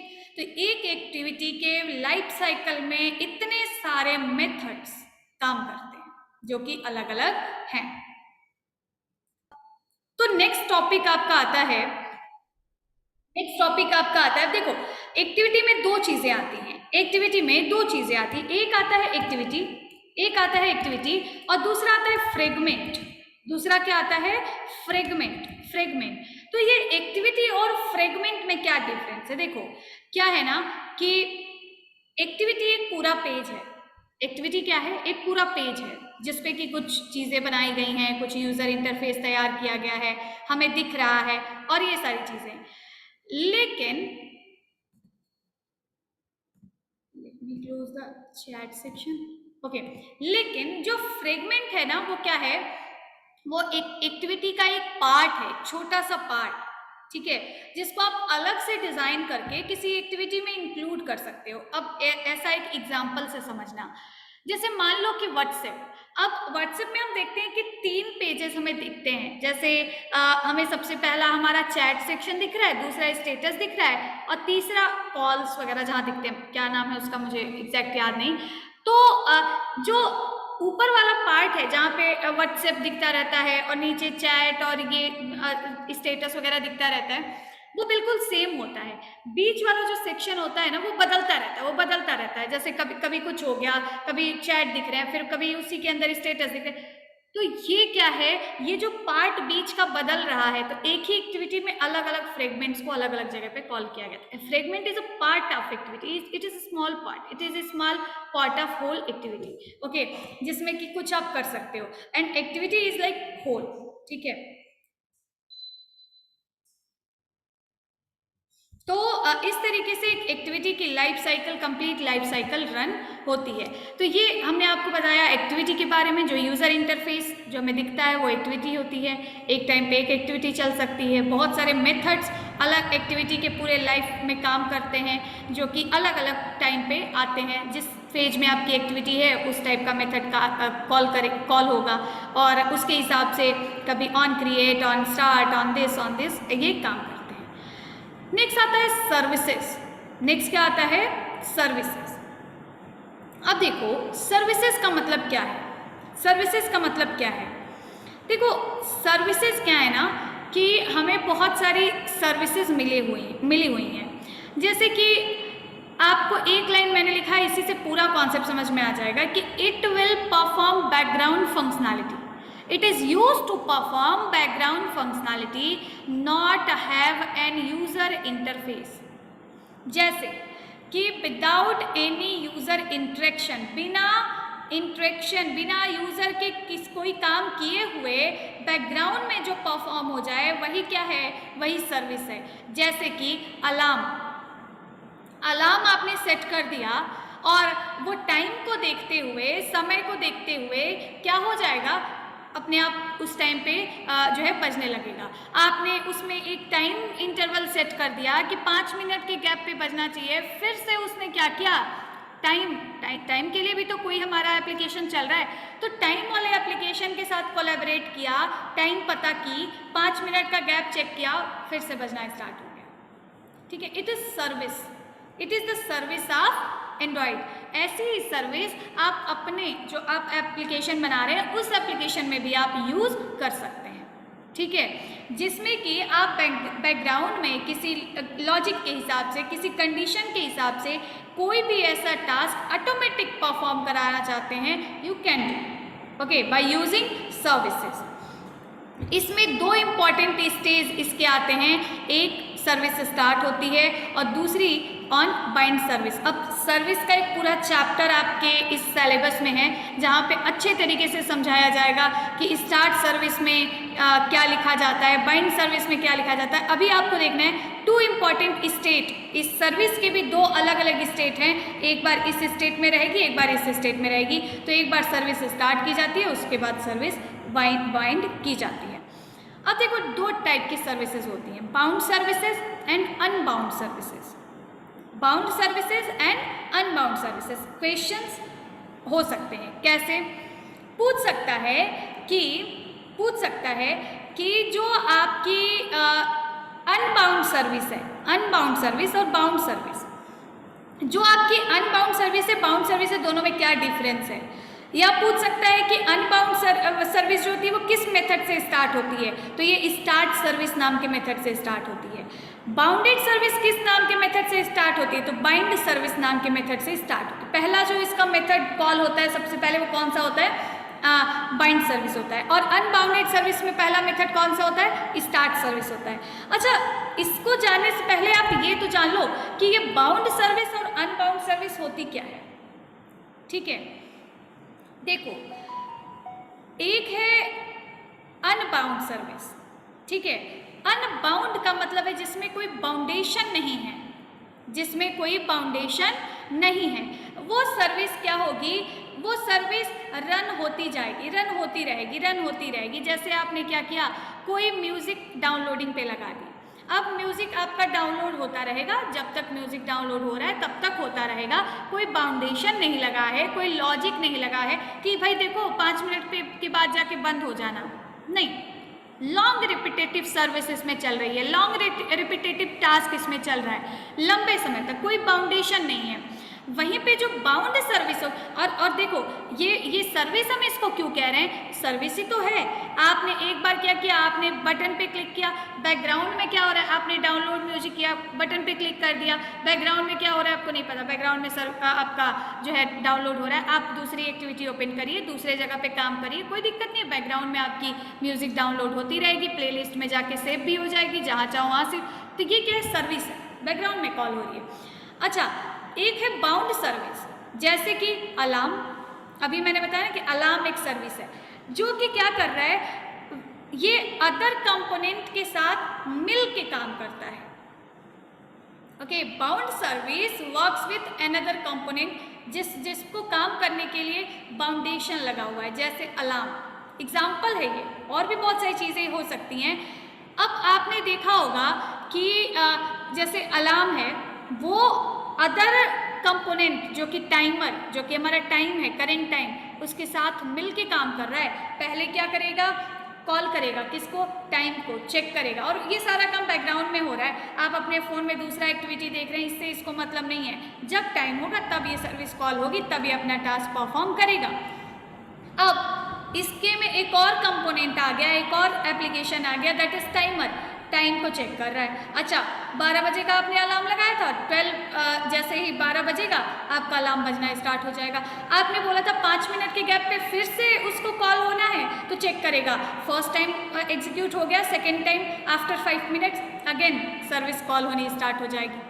ठीक है, और आपने लगाया है कि सिर्फ हमें कितनी बार इस म्यूज़िक को ऐड करना है, एक बार हमें बजाना है, एक बार के बाद बंद हो गया। तो ये क्या है, ये बाउंड सर्विस, जिसमें बाउंडेशंस लगे हुए हैं।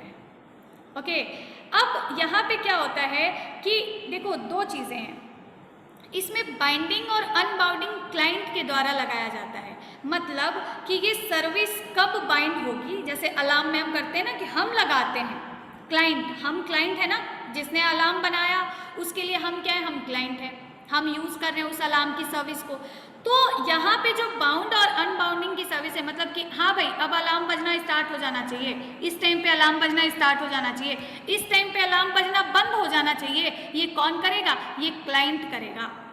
कौन करेगा, क्लाइंट करेगा। अगर क्लाइंट ने अलार्म बजने को नहीं रोका, जैसे आपने 6 बजे का अलार्म लगा दिया और आपने बोला कि भाई डेली मंडे को आप ये अलार्म बजना चाहिए, आपने उसको नहीं रोका, जो है बाइंड नहीं किया, तो क्या वो रुक जाएगा, नहीं रुकेगा। तो you are the client for the application, which application, alarm application. So binding और अनबाइंडिंग का काम किसके द्वारा किया जाता है, क्लाइंट के द्वारा ही किया जाता है, जबकि अनबाउंड सर्विस में क्लाइंट के द्वारा काम नहीं किया जाता। आपने डाउनलोडिंग किया, डाउनलोड हो गया, बंद हो गया, दैट्स ओके। अब एक और लाइन जो अभी मैंने आपको बता दिया कि स्टॉप नहीं हो सकता जब तक कि अनबाइंड नाम के मेथड को आप कॉल नहीं करते। अब आप कॉल नहीं करोगे, आप बोलोगे कि हम अलार्म तो बंद कर देते हैं, हम कहाँ पे अनबाइंड मेथड कॉल करते हैं। कॉल होता है जब आप उस अलार्म के बंद करने वाले जो टॉगल बटन है उस पर आप क्लिक कर देते हो, तो वो अपने आप कॉल हो जाता है। आपको कोड तो नहीं लिखने को दिया जाएगा, बट आप काम तो कर रहे हो, आप बंद करने का काम, अनबाइंड करने का काम तो आप ही कर रहे हो। सो दिस इज सर्विस जो कि automatic in the background run हो जाती है, और साथ ही साथ क्या होती है, बाउंड और अनबाउंड दो तरीके की सर्विस आप बना सकते हो, देखते हुए कि क्या आपको बाइंडिंग और अनबाइंडिंग का काम दोनों क्लाइंट से करवाना है या फिर बस बैकग्राउंड में होना चाहिए और ख़त्म होने के बाद रुक जाना चाहिए। तो दिस इज़ बाइंडिंग एंड अनबाइंडिंग। अब इसका भी एक लाइफ साइकिल है कि कैसे कैसे रन होगा, जिसमें कि आपसे पूछ सकता है, जैसा मैंने अभी अभी बताया कि बाइंडिंग में पहला मेथड कौन सा है, अनबाइंडिंग में पहला मेथड कौन सा है, इस तरीके से। तो जो अनबाउंडेड है उसमें तो बड़ा आसान सा है, स्टार्ट सर्विस से स्टार्ट होगा। क्रिएट में आपकी पहली बार जब सर्विस बनाई जाएगी, ऑन क्रिएट होगा, जब सर्विस कॉल की जाएगी स्टार्ट होगी, और स्टार्ट होने के बाद अपने आप बिना कॉल बैक के the service is stop, service अपने आप बंद हो जाएगी, कोई कॉल बैक की ज़रूरत नहीं है, और सर्विस ख़त्म भी हो जाएगी, डिस्ट्रॉय भी हो जाएगी। डिस्ट्रॉय होते टाइम सर्विस में कौन सा मेथड कॉल होगा, दैट इज़ ऑन डिस्ट्रॉय। ठीक है, लेकिन जो बाउंडेड सर्विस है जिसमें कि कंडीशंस लगे हैं, जो कि क्लाइंट के द्वारा बाइंडिंग अनबाइंडिंग होनी है, उसमें क्या है, सबसे पहले जो सर्विस कॉल होगी वो कौन सी होगी, स्टार्ट सर्विस नहीं होगी, बाइंड सर्विस होगी। ओके, एंड ऑन क्रिएट अब बनाई जाएगी, ऑन क्रिएट, एंड यहाँ पे ऑन स्टार्ट की जगह कौन सा मेथड कॉल करेगा, ऑन बाइंड, क्योंकि बाइंड अनबाइंड दो काम करना है, तो ऑन बाइंड। अब अलार्म में ऑन बाइंड में कौन सा कोड लिखा गया होगा कि भाई ये वाली म्यूजिक प्ले कर देना, ठीक है। तो ये है बाइंड मेथड, जिसके अंदर क्या टास्क होना चाहिए उस टाइम पे वो तो आपके ऊपर है, वो तो कोड लिखने वाला लिखा होगा। और साथ ही साथ क्या है, अनबाइंड भी है, अनबाइंड भी है, बाइंडिंग के बाद अनबाइंडिंग भी करना है, लेकिन अनबाइंडिंग के बाद आप इसको रीबाइंडिंग भी कर सकते हो। एक बार आपने अलार्म बनाया, क्रिएट किया, अगेन आपने उसको बंद कर दिया था, अनबाइंड कर दिया था, फिर से बाइंड करना है, फिर से वही अलार्म चलाना है, ठीक है, फिर से लगा दिया। This is the function, which function, on rebind, rebind हो गया। अब रीबाइंड हो गया मतलब फिर से वही एक सर्विस स्टार्ट हो गई, फिर से अनबाइंड करना पड़ेगा, एंड लास्ट में कॉल होता है डिस्ट्रॉय। आई होप आपको ये चीज़ें अच्छे तरीके से समझ आ रही होंगी। सर्विसेज जो कि बड़ी इंपॉर्टेंट कॉन्सेप्ट है, किसका, एंड्रॉयड का। सर्विसेज कब कॉल होती हैं, कैसे रन होती हैं, बाउंड सर्विस में पहला मेथड कौन सा है, अनबाउंड में पहला मेथड कौन सा है, बाइंडिंग अनबाइंडिंग क्या दोनों हमें अनबाउंडेड सर्विस में करना पड़ेगा, तो नो नहीं करना पड़ेगा। क्या हमारा बिना अनबाइंड किए हुए हमारी एक सर्विस रुक जाएगी, डिस्ट्रॉय हो जाएगी इन बाउंडेड सर्विसेज, तो नो नहीं हो पाएगी, पहले डिस्ट्रॉय पहले उसे अनबाइंड करना पड़ेगा। तो इस तरीके से जो हमारे सर्विसेज हैं, बैकग्राउंड का टास्क है वो परफॉर्म होता है। तो नेक्स्ट ये थी आपकी सर्विसेज जो कि कैसे कॉल होती हैं, कैसे रन होती हैं, ये सारी चीज़ें। अब एक है ब्रॉडकास्ट, एक है क्या, ब्रॉडकास्ट। अब देखो मैंने यहाँ पे बड़ा कम शॉर्ट फॉर्म में लिखा हुआ है, आप उसको थोड़ा लिखिए, बातें सुन के उसको वीडियो पॉज करके आप देखिए, लिखिए, पढ़िए। ये ब्रॉडकास्ट रिसीवर का एक पूरा चैप्टर भी आपको पढ़ने को मिलेगा। ब्रॉडकास्ट रिसीवर अभी तो इस वाले चैप्टर में तो बस ये है कि क्या होता है, और आगे आपको ब्रॉडकास्ट पे एक पूरा देखने को मिलेगा। ब्रॉडकास्ट रिसीवर जो कि 7वां चैप्टर है, इंट्रोडक्शन क्या है, different ways to register broadcast, broadcast receiver को कैसे बनाया जाता है, और उसके बाद नोटिफिकेशन वगैरह आएगा। तो ये सारी चीज़ें आपको पढ़ने को मिलेगा। ये जो सर्विसेज मैंने बताई, टाइप्स ऑफ सर्विसेज को की लाइफ साइकिल, ये सारी चीज़ें आपकी 7th चैप्टर की थी, जो कि अभी मैंने 1st चैप्टर में आपको बता दिया। तो इस तरीके से आपके इन चैप्टर्स में भी अभी आगे पढ़ने को मिलेगा। लेकिन ये ब्रॉडकास्ट है क्या, मैं आपको एक एग्जांपल बताती हूँ। हम बोलेंगे आपसे कि हमने कई बार आपने सुना होगा, आप टेकपाई में ट्रेनिंग कर रहे हैं तो आपने कई बार सुना होगा कि भाई देखो आप हमारा नंबर सेव कर लो, है ना, व्हाट्सएप का ये ब्रॉडकास्ट मैं बता रही हूँ। जैसे आपने सुना होगा कि हम लोग कहते हैं कि हमारा नंबर सेव कर लो, हम ब्रॉडकास्ट के थ्रू आपको मैसेज भेजेंगे तो आपको मिल जाएगा।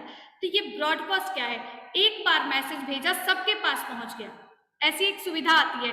आप लोग भी जब व्हाट्सएप ओपन करना और जो 3 बटन्स दिखते हैं ऊपर, है ना, जहाँ से तुम लोग स्टेटस की प्राइवेसी बंद करते हो कि ये 2 लोगों को दिखे 2 लोगों को ना दिखे, वहीं पे एक ब्रॉडकास्ट क्रिएट करने का भी ऑप्शन होगा। तो ये ब्रॉडकास्ट क्या है, एक ऐसी सर्विस है जो एक के पास भेजा सबके पास, एक बार भेजा सबके पास पहुंच गई, ठीक है।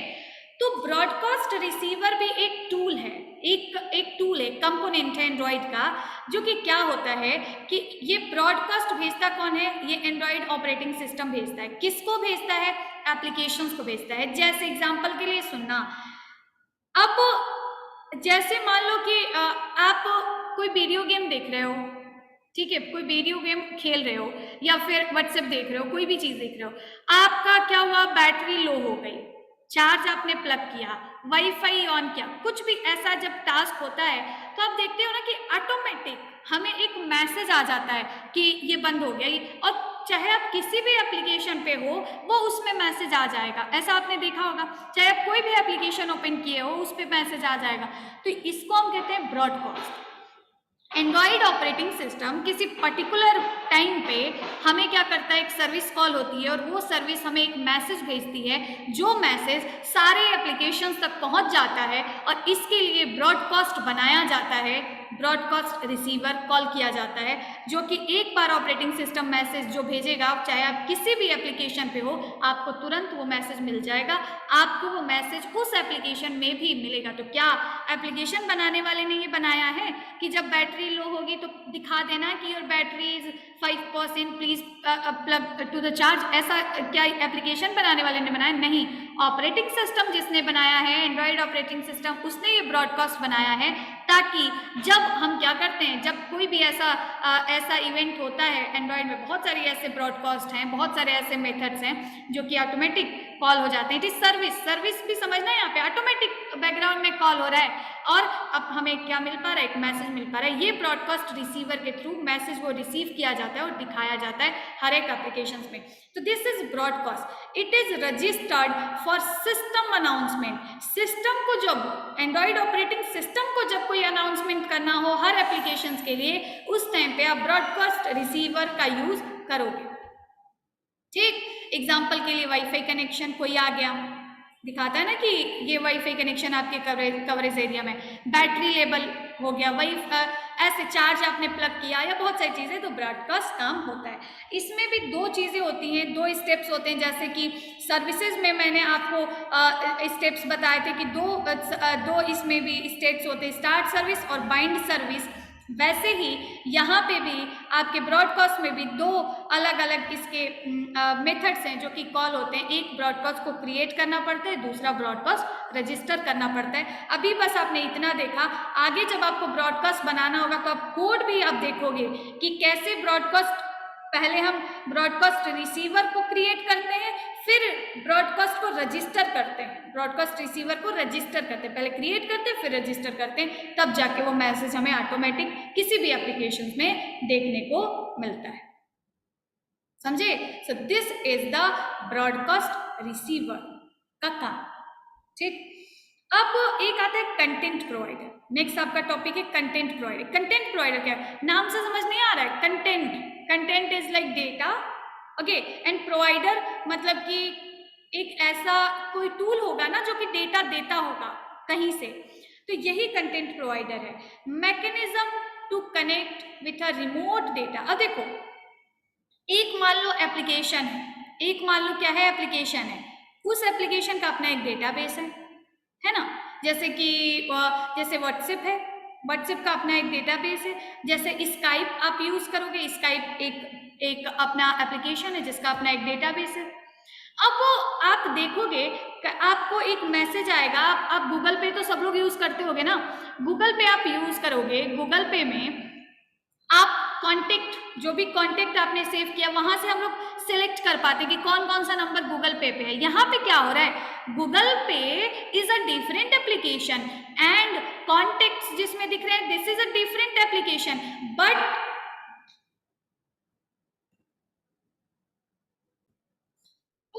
Google pay is a different application and like contacts is a different application. But अब देखो, सब सारे एप्लीकेशंस का अपना अपना डेटा सिक्योर होता है, लेकिन कैसे गूगल पे कॉन्टेक्ट्स वाले के डेटा को यूज कर पा रहा है, यही जो मैकेनिज्म है वो कंटेंट प्रोवाइडर का काम है।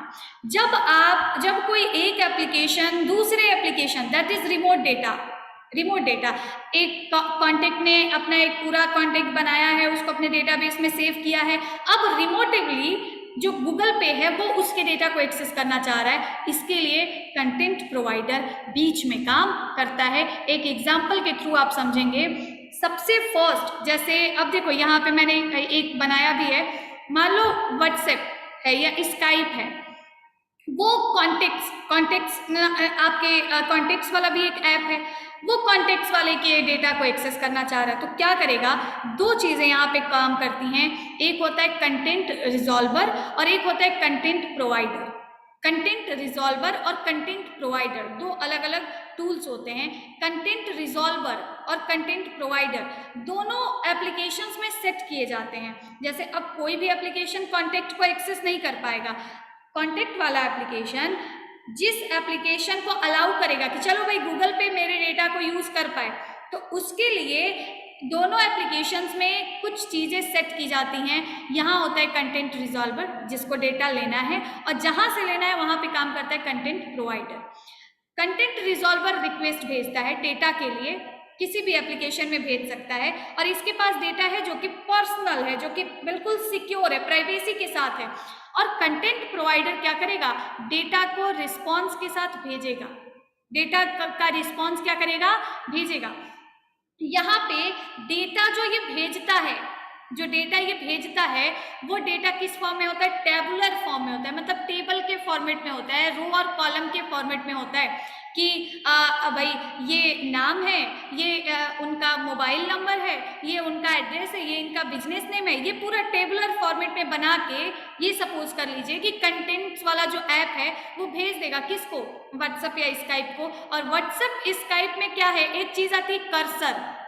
आपसे पूछ सकता है कर्सर क्या है, तो आप बताओगे कि कर्सर एक एपीआई है। कर्सर क्या है, ये एक एपीआई है जो कि कंटेंट प्रोवाइडर के द्वारा प्रोवाइड किया गया डेटा जो कि टेबुलर फॉर्मेट में होता है उसको पर्सनल डेटाबेस में सेव कराने का काम करता है। ठीक है, content provider data tabular form में प्रोवाइड कराएगा और वो कर्सर के पास जाएगा और कर्सर उसको अपने डेटाबेस में सेव करा देगा। वो डेटा, कंटेंट्स वाला डेटा किसके पास आ गया, व्हाट्सएप के पास। जब कोई एक एप्लीकेशन दूसरे एप्लीकेशन को के रिमोट डेटा को या डेटा को एक्सेस करना चाहता है, उस टाइम पे पर्सनल डेटा को एक्सेस करना चाहता है, उस टाइम पे कंटेंट प्रोवाइडर बीच में आता है। जिसको डेटा लेना है वो कंटेंट रिजॉल्वर को पहले यूज करता है और कंटेंट रिजॉल्वर रिक्वेस्ट भेजता है जहां से डेटा निकालना है। वहां एक कंटेंट प्रोवाइडर होता है जो कि अपना डेटा प्रोवाइड करता है किसको, कर्सर टेबल के फॉर्मेट में, और इधर साइड एक कर्सर होता है जो कि डेटा को लेके टेबुलर फॉर्मेट के डेटा को लेके अपने पर्सनल डेटाबेस में सेव करा। ठीक, अब यहाँ पे आपको देखने को मिलेगा कुछ क्वेश्चंस आ सकते हैं, जैसे कि क्वेश्चन आ जाएगा कि भाई ये बताओ कि ये जो कंटेंट प्रोवाइडर होता है वो किस नाम के क्लास से एक्सेस किया गया, तो आप कहोगे कंटेंट प्रोवाइडर नाम के किससे, कंटेंट प्रोवाइडर नाम के क्लास से एक्सटेंड किया गया है, क्लास का सब क्लास है। तो यहाँ पे हमें कंटेंट प्रोवाइडर बनाना पड़ता है। जैसे कॉन्टेक्ट वाला ऐप अगर अपना डेटा व्हाट्सएप या स्काइप को देना चाहता है तो वो अपने अंदर एक फंक्शन बनाएगा, कौन सा function, content provider.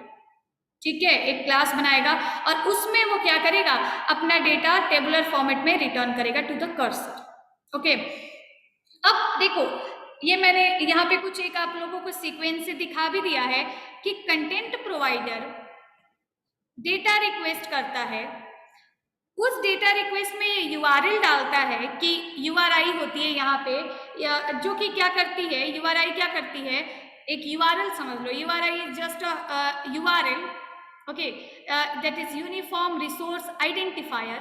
Uniform resource identifier जो इसको हम यूआरएल कहते हैं, उसे डेटा एंड्रॉइड के फॉर्मेट, एंड्रॉइड के लैंग्वेज में यूआरआई कहते हैं।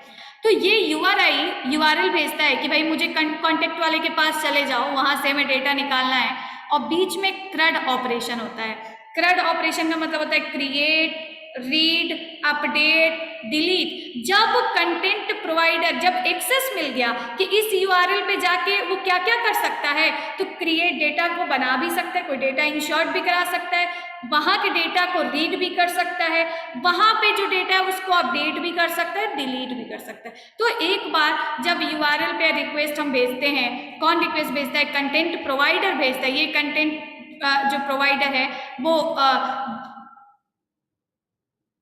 ओके, ये कंटेंट रिजॉल्वर हो, कंटेंट प्रोवाइडर नहीं, ये कंटेंट रिजॉल्वर होगा, ये मैंने गलत लिख दिया है। वो डेटा रिक्वेस्ट भेजता है, ये गलत लिख दिया है मैंने, कंटेंट रिजॉल्वर रिक्वेस्ट भेजता है यूआरएल के थ्रू, और वहां पे बहुत सारे मेथड्स परफॉर्म होते। अब देखो एक क्वेश्चन आपको अभी देखने को भी मिलेगा कि कंटेंट प्रोवाइडर कौन कौन से ऑपरेशन को परफॉर्म कर सकता है, तो आप बोलोगे क्रिएट, रीड, अपडेट, डिलीट, चारों ऑपरेशन परफॉर्म कर सकता है। उसके बाद डेटा रिटर्न किया जाता है कहाँ से, कंटेंट प्रोवाइडर से, किस फॉर्मेट में, टेबुलर फॉर्मेट में, और जो कि क्या करता है, कर्सर एक एपीआई होती है जो कि क्या करती है, एक एक रो को रिट्राइव करने का मतलब होता है निकालने का काम करती है। ये पूरा वर्किंग स्ट्रक्चर है किसका, ये वर्किंग स्ट्रक्चर है कंटेंट प्रोवाइडर। कंटेंट प्रोवाइडर का काम है कि किसी डेटा को निकालना, किसी दूसरे एप्लीकेशन से निकालना।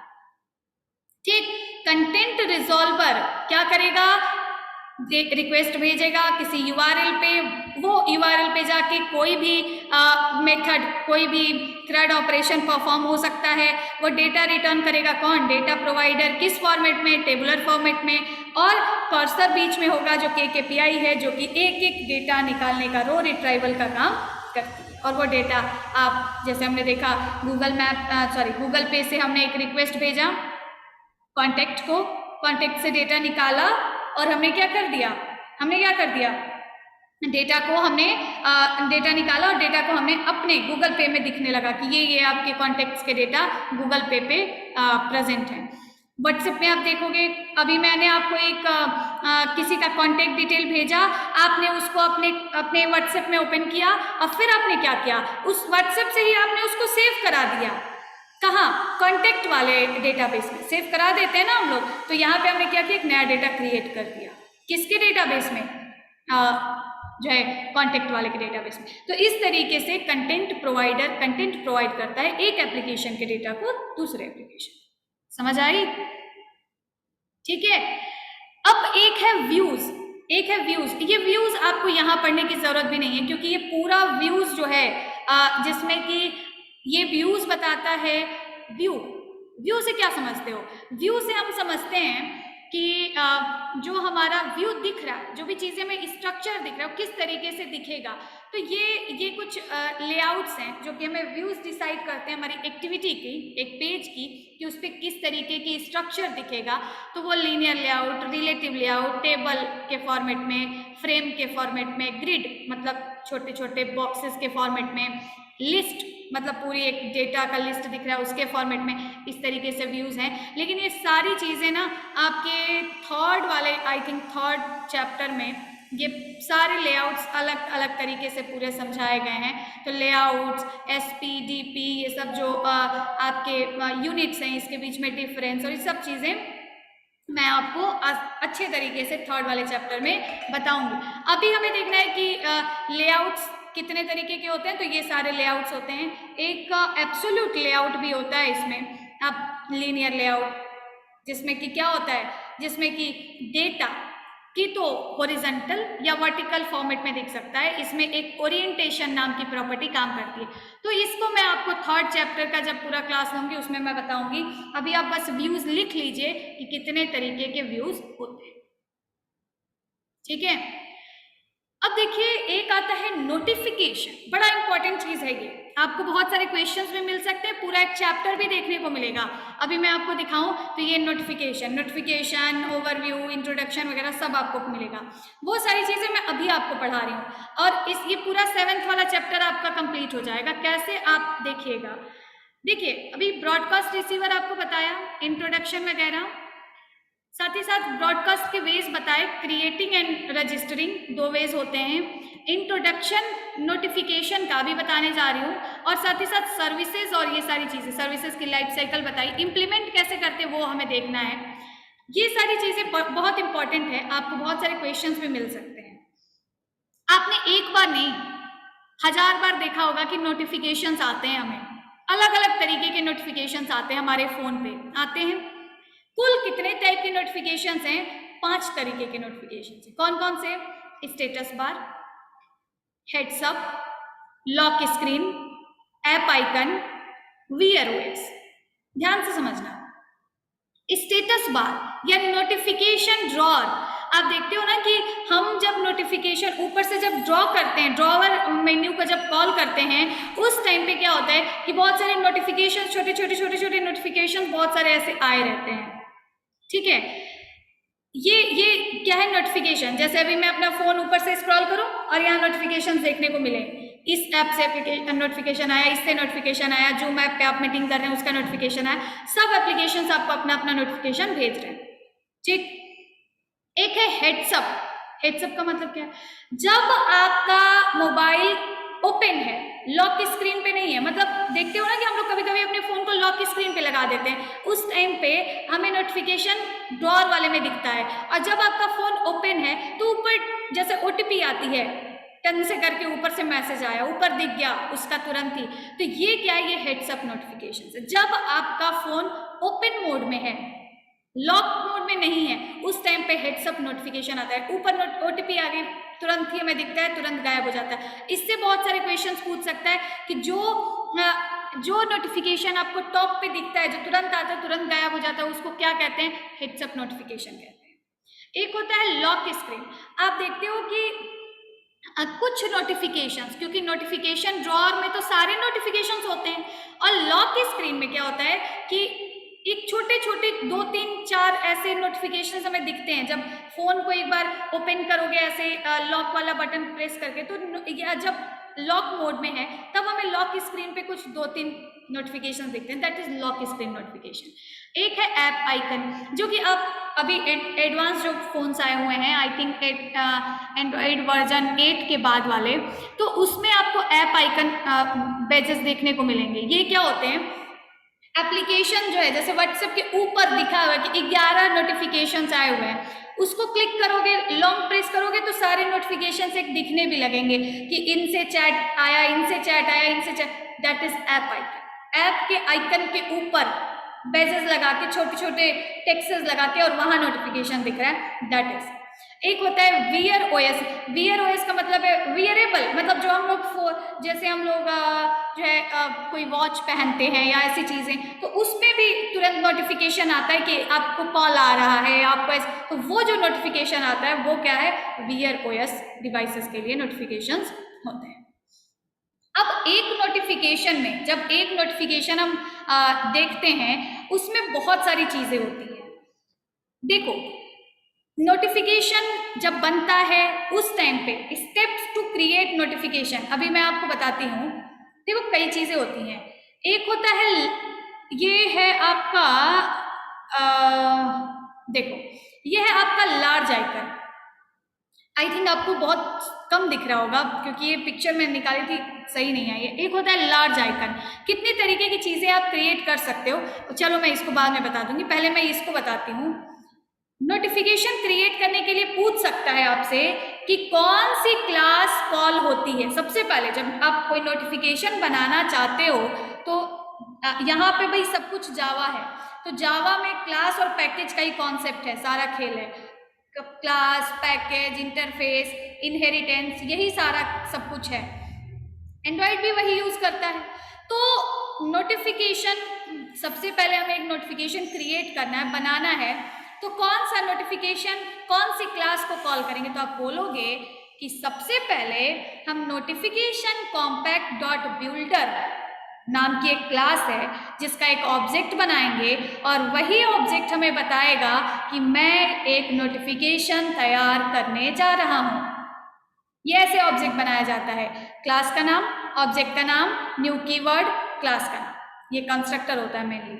और इसमें 2 पैरामीटर्स होते हैं। एक होता है इंस्टेंस, जिसको कि किस पेज से ये नोटिफिकेशन कॉल होगा, कब कॉल होगा, तो ये होता है दिस का मतलब है कि करंट एक्टिविटी, जिस एक्टिविटी पे हम कॉल कर रहे हैं उसी पे हम ये नोटिफिकेशन कॉल करना चाहते हैं। और एक चैनल आईडी होती है जिसमें आप कोई भी टेक्स्ट अपने हिसाब से लिख सकते हैं। तो इस तरीके से सबसे पहले हम एक क्लास बनाते हैं। चैनल आईडी एक स्ट्रिंग वैल्यू होती है जो आप अपने हिसाब से कुछ भी दे सकते हो। अब देखो, जो हर एक नोटिफिकेशन के लिए अलग अलग होती है, और यहाँ पे क्या होता है, ये चैनल आईडी इसलिए होता है क्योंकि अब जो फोन्स आने लगे हैं उसमें हमें नोटिफिकेशन का चैनल क्रिएट करना पड़ता है, तब जाके नोटिफिकेशन दिखेगा। तो नॉर्मली ऐसा समझो कि जब नोटिफिकेशन बनाना है तो firstly you will create a object of notification compact dot builder class. Okay, अब ये जो आपने ऑब्जेक्ट बनाया है नोटिफिकेशन कॉम्पैक्ट डॉट बिल्डर का, इसके यूज से आप बहुत सारी चीजें जो आपको सेट करना है नोटिफिकेशन दिखाने में वो कर सकते हो। समझना क्या क्या। देखो, यहाँ पे देखोगे कि ये नोटिफिकेशन दिख रहा है आपको, एक छोटा सा यहाँ पे नोटिफिकेशन दिख रहा है। इसमें आप देखोगे कोई भी हमें नोटिफिकेशन दिखता है तो एक बहुत बड़ा सा आइकन दिखता है कि ये आइकन, आप टेकपाइल से गया, टेकपाइल का लोगो दिखा दिया, देखते ही समझ जाओगे अच्छा टेकपाइल से ये नोटिफिकेशन आया है। इसको हम कहते हैं लार्ज आइकन। एक होता है कंटेंट टाइटल, इस नाम के फंक्शंस भी हैं। कंटेंट टाइटल, ऊपर एक बोल्ड में टाइटल दिखता है, उस टाइटल में जो सेट कर दोगे वो ऊपर टाइटल के रूप में दिखने लगेगा। एक होता है कंटेंट टेक्स्ट, ध्यान से देखना क्योंकि ये चीजें आपसे पूछ पूछ सकता है कि कंटेंट का टाइटल क्रिएट करने के लिए हम किस नाम का फंक्शन बनाते हैं, तो दे देगा content title, content header, content ये कंटेंट। अब उसमें से आपको सेलेक्ट करना है, तो कौन सा होता है, कंटेंट टाइटल। अभी मैं आपको फंक्शंस भी दिखाऊंगी। नेक्स्ट है कंटेंट टेक्स्ट, जो कि पूरा डिस्क्रिप्शन जिसमें हम लिखते हैं। एक होता है इसमें देखो टाइम, कॉन्टेक्ट इन्फो, ये सब करना ऑप्शनल है, ठीक है। तो टाइम और कॉन्टेक्ट इन्फो, डिटेल्स, एरिया, ये सब करना ऑप्शनल पार्ट्स हैं। नोटिफिकेशन में हो भी सकता है, नहीं भी हो सकता है। अब ये चीजें इंपॉर्टेंट है। कौन कौन सी चीजें, स्मॉल आइकन। स्मॉल आइकन आप देखोगे छोटा सा आइकन बगल में कहीं दिखता रहता है, जिसपे क्लिक करने पे पूरा उसका डिटेल दिखता है ना। जैसे एरो का आइकन हो गया या कोई ऐसा आइकन हो गया, तो इस तरीके का, तो उसको हम कहते हैं small icon. Small icon set करना जरूरी होता है, उसके लिए फंक्शन है कौन सी, सेट स्मॉल आइकन। और ये क्लास बनाना, बिल्डर क्लास बनाना बहुत जरूरी है, क्योंकि इसी के थ्रू बाकी सारी चीजें नोटिफिकेशन की सेट की जाती है। एक है सेट कंटेंट टाइटल, जिसमें कि हम ऊपर वाली एक लाइन सेट करते हैं। एक है सेट कंटेंट टेक्स्ट, जिसमें कि हम ये टेक्स्ट सेट करते हैं। बाकी टाइम सेट करना, जो है नोटिफिकेशन टेक्स्ट का जो है शॉर्ट डिस्क्रिप्शन, जिसको हम कहते हैं डिटेल्स एरिया सेट करना, कॉन्टेक्ट इन्फो सेट करना ऑप्शनल है, कर भी सकते हो नहीं भी कर सकते, ठीक। साथ ही साथ ये कुछ ऑटो कैन, जैसे यहाँ पे हमने लिख दिया ऑटो कैंसिल बटन, जैसे होता है ना कि हमने स्क्रॉल किया हट गया, या ऑटो कैंसिल, कैंसिल का एक बटन बन के आ जाएगा, क्लिक किया कैंसिल हो गया।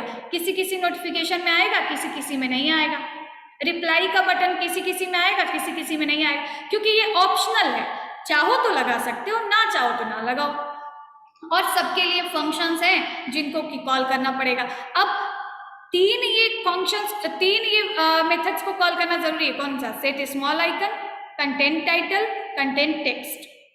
बाकी large icon, content area, time, contact info और बटन्स, रिप्लाई, कैंसल, ये जितने हैं उनको करो ना करो, इट इज ऑप्शनल। किस क्लास के थ्रू नोटिफिकेशन बनाया जाता है, नोटिफिकेशन कॉम्पैक्ट डॉट बिल्डर के थ्रू। अब आपने क्लास बना ली और नोटिफिकेशन की कुछ चीजें सेट कर ली कि भाई मुझे यहाँ ये दिखाना है, यहाँ ये दिखाना है, यहाँ ये दिखाना है, ये। उसके बाद अब एक क्लास आती है कौन सी, notification manager compact. Notification manager इसको कहते हैं, नोटिफिकेशन मैनेजर कॉम्पैक्ट, जो क्या करता है, फाइनली आपने ये जो नोटिफिकेशन बनाया है इसको रन कराता है, मतलब नोटिफिकेशन दिखाता है, ऐसा समझ लो।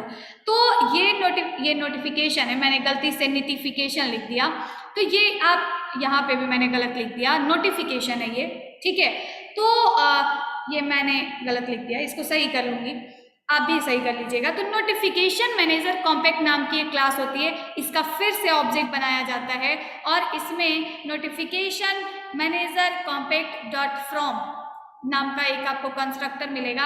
इसमें हम पास करते हैं दिस, मतलब इसी page, this refers to the instance, मतलब किस पेज पे आपको ये दिखाना है। आपने बनाया किसी और पेज पे और उसको कॉल करना है किसी और पेज पे, कर सकते हो, ठीक है। तो ये यहाँ पे, और उसके बाद जो ये हम ऑब्जेक्ट बनाते हैं मैनेजर कॉम्पैक्ट। अब देखो यहाँ एक और गलती हुई है, क्योंकि हम इसको वर्ड पे लिखते हैं, जैसे कि मैं आपको दिखाऊं तो हम इसको वर्ड पे लिखते हैं। इस वजह से जब हम कोई भी फर्स्ट वाला ये टाइप करते हैं ना, तो ये कैपिटल हो जाता है, जबकि आपने ऑब्जेक्ट अगर स्मॉल में बनाया है तो यहाँ पे आप इसको स्मॉल ही लिखेंगे। तो मैनेजर कॉम्पैक्ट डॉट नोटिफाई बोलेगा कि आपने एक नोटिफिकेशन बनाया, फाइनली उस नोटिफिकेशन को दिखाने के लिए कौन सा फंक्शन का कॉल होता है, तो बोलोगे कि मैनेजर, नोटिफिकेशन मैनेजर कॉम्पैक्ट के ऑब्जेक्ट के साथ नोटिफाई नाम का फंक्शन है, जो कि हमारे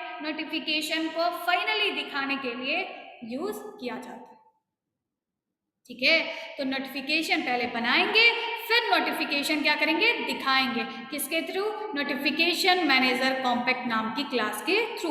नोटिफाई नाम का फंक्शन है, ये जो होता है ये इसकी आईडी होती है, ये नंबर आप कुछ भी दे सकते हो। और ये बिल्डर डॉट बिल्ड, बिल्डर क्या है, बिल्डर यही वाला ऑब्जेक्ट है जिसमें हमने टाइटल, आइकन, डिस्क्रिप्शन सब सेट किया है, और उसको डॉट बिल्ड नाम का फंक्शन होगा जो कि क्या करेगा, रन कराएगा, ठीक है। इस तरीके से कितने लाइंस, ये 4 लाइंस जरूरी हैं, ये तो ऑटो कैंसिल बटन लगाओ ना लगाओ कोई दिक्कत नहीं, और ये 2 लाइन जरूरी हैं जो कि नोटिफिकेशन दिखाएंगे। आप चाहते हो कि बटन के क्लिक करें ऊपर से नोटिफिकेशन आ जाए, ठीक है, बटन का क्लिक इवेंट बनाओ और उसके अंदर ये 4+2 लाइंस लिख दो, नोटिफिकेशन आ जाएगा। ओके, अगर आपका एप्लीकेशन जो है वो क्या है, अगर आपका फोन ओपन मोड में है तो क्या होगा, उस टाइम पे आप जो पॉपअप हेड्सअप नोटिफिकेशन आएगा, अगर नहीं है तो ड्रॉअर नोटिफिकेशन आएगा। इस तरीके से नोटिफिकेशन काम करता है। ओके, तो ये आपका एक टॉपिक है, इंपॉर्टेंट टॉपिक है, दैट इज नोटिफिकेशन मैनेजर, कैसे नोटिफिकेशंस कॉल होते हैं। नेक्स्ट आपका एक और लास्ट ये आपका टॉपिक है, आई जस्ट होप कि लास्ट टॉपिक है, yes that is last, that is broadcast, ये सब तो नॉर्मल क्वेश्चन है। ओके, दैट इज इंटेंट बहुत जरूरी है। देखो मैंने बोला एक एप्लीकेशन में हमने 10 एक्टिविटी बनाई, हम चाहते हैं पहली वाली एक्टिविटी पे एक बटन है, क्लिक करें तो दूसरी एक्टिविटी पे पहुंच जाएं, दूसरी एक्टिविटी पे एक बटन है, क्लिक करें तीसरी वाली एक्टिविटी पे पहुंच जाएं। ठीक, क्या आपने कभी ऐसा भी देखा है कि बहुत सारे नोटिफिकेशन, बहुत सारे आपके क्या हो रहे हैं, बहुत सारे आपके मेन्यूज, बहुत सारे आपके एक्टिविटीज़ हैं और आप बिना किसी बटन पे या बिना किसी ऐसे टूल को, कंपोनेंट को कॉल किए बिना आप दूसरी एक्टिविटी ओपन कर दो? नहीं, एंड्रॉयड में ये पॉसिबल नहीं है। जैसे हम लोग क्या करते हैं, वेबसाइट देखेंगे तो वहाँ URL चेंज कर देंगे और हमें दूसरा पेज दिखने लगेगा, लेकिन यहाँ ऐसा पॉसिबल नहीं है। तो क्या करते हैं हम क्या करते हैं कि उस टाइम पे हम लोग इंटेंट्स बनाते हैं। इंटेंट क्या है, एक मिनट,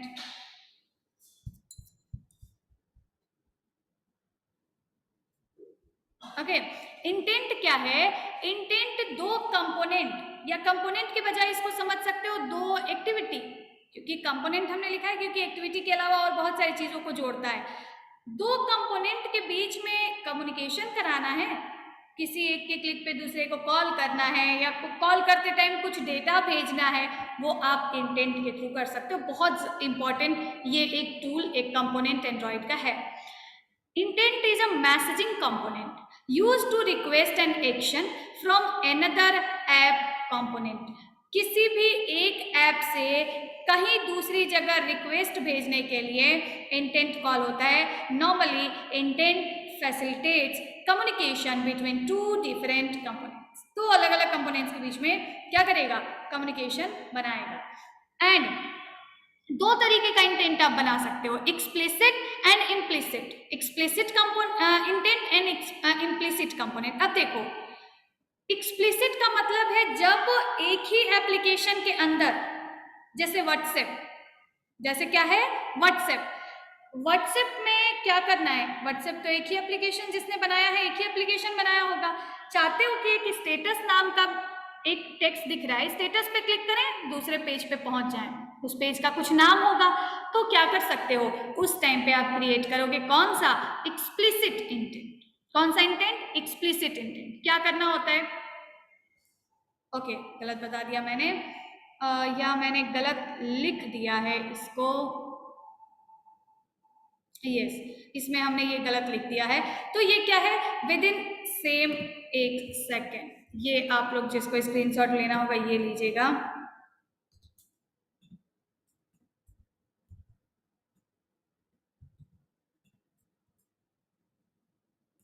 ठीक है, अब देखो, ओके तो अब देखो 2 तरीके का इंटेंट है। किस तरीके का, इम्प्लिसिट, एक्सप्लिसिट का मतलब है with in same app, same app के अंदर एक एक्टिविटी पे क्लिक करने पे दूसरी एक्टिविटी पे जाना है, दूसरे को कॉल करना है, आप एक्सप्लिसिट इंटेंट बना सकते हो। इसमें कुछ करने की जरूरत नहीं है, बस क्या करना है, इंटेंट नाम की क्लास को कॉल करना है, ऑब्जेक्ट बनाना है, और उसके बाद देखो क्लास, ऑब्जेक्ट नेम, उसके बाद न्यू और फिर से कंस्ट्रक्टर नेम, एंड इसमें 2 पैरामीटर कॉल करते हैं। कहाँ से कॉल करना है, किसको कॉल करना है, जैसे हमने लिख दिया चैट वाली एक्टिविटी से कॉल करना है, किसको कॉल करना है, स्टेटस एक्टिविटी को कॉल करना है। बस जिस एक्टिविटी को कॉल करना है डॉट क्लास, उसका नाम डॉट क्लास, यहाँ लिख दिया दिस, और एक फंक्शन है किस नाम का, स्टार्ट एक्टिविटी। पूछ सकता है इंटेंट में बनाए गए जो भी पैरामीटर्स है उसको कॉल करने के लिए, फाइनली स्टार्ट करने के लिए कौन सा फंक्शन, स्टार्ट एक्टिविटी नाम का फंक्शन है, जो कि क्या करता है, इसको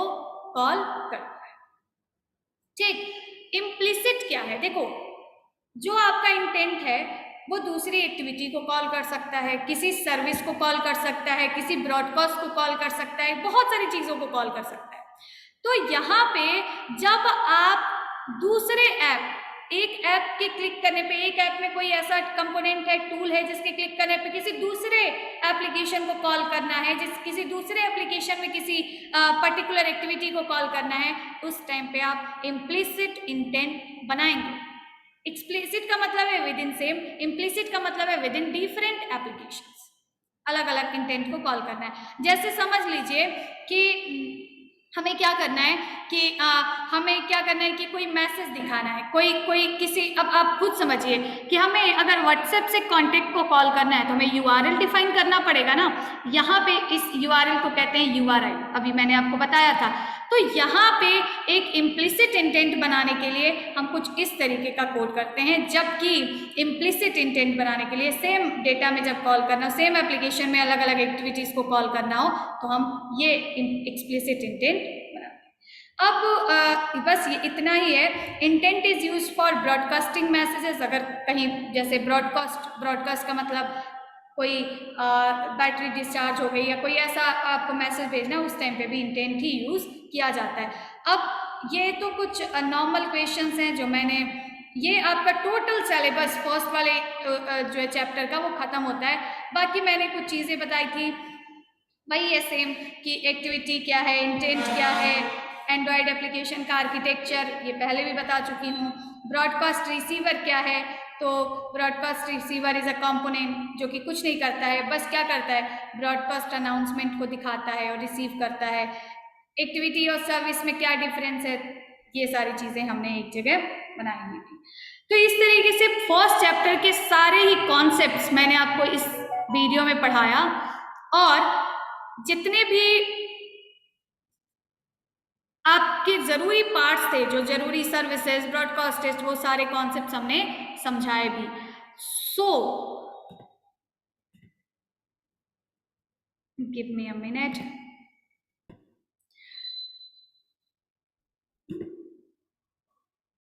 ओके, सो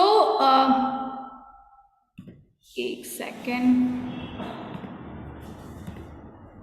ओके, सो इसी ये वीडियो में मैंने पूरा फर्स्ट चैप्टर एंड्रॉयड का कंप्लीट किया।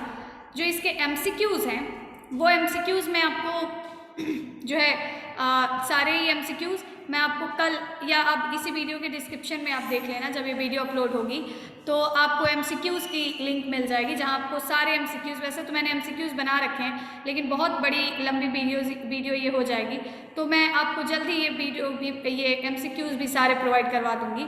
और मैं कोशिश करूँगी, मैं ऑफिस में बोलूँगी कि आप लोगों को PDF भी इसका दे दिया जाए। तो अभी इस वीडियो में हमने सारे चैप्टर्स क्लियर कराए। आई होप आप लोगों को ये चीज़ें समझ आई हों। आप लोग जो है चैनल सब्सक्राइब कर लीजिए, आपको नोटिफिकेशन मिलेगा। नेक्स्ट जो भी क्लास होगी हम यही यूट्यूब पे ही कराएंगे, और लाइव क्लास, एंड बाकी सारे आपको वीडियोस, जो पूरे सारे चैप्टर्स के वीडियोस प्लस MCQs वो आपको मिलेंगे। Most probably 3 to 4 to 5 days में पूरा कंप्लीट कर देंगे 8 चैप्टर। सो आप लोग इसको देखिए, and thank you for the class. Subscribe and share among all. Okay, thank you.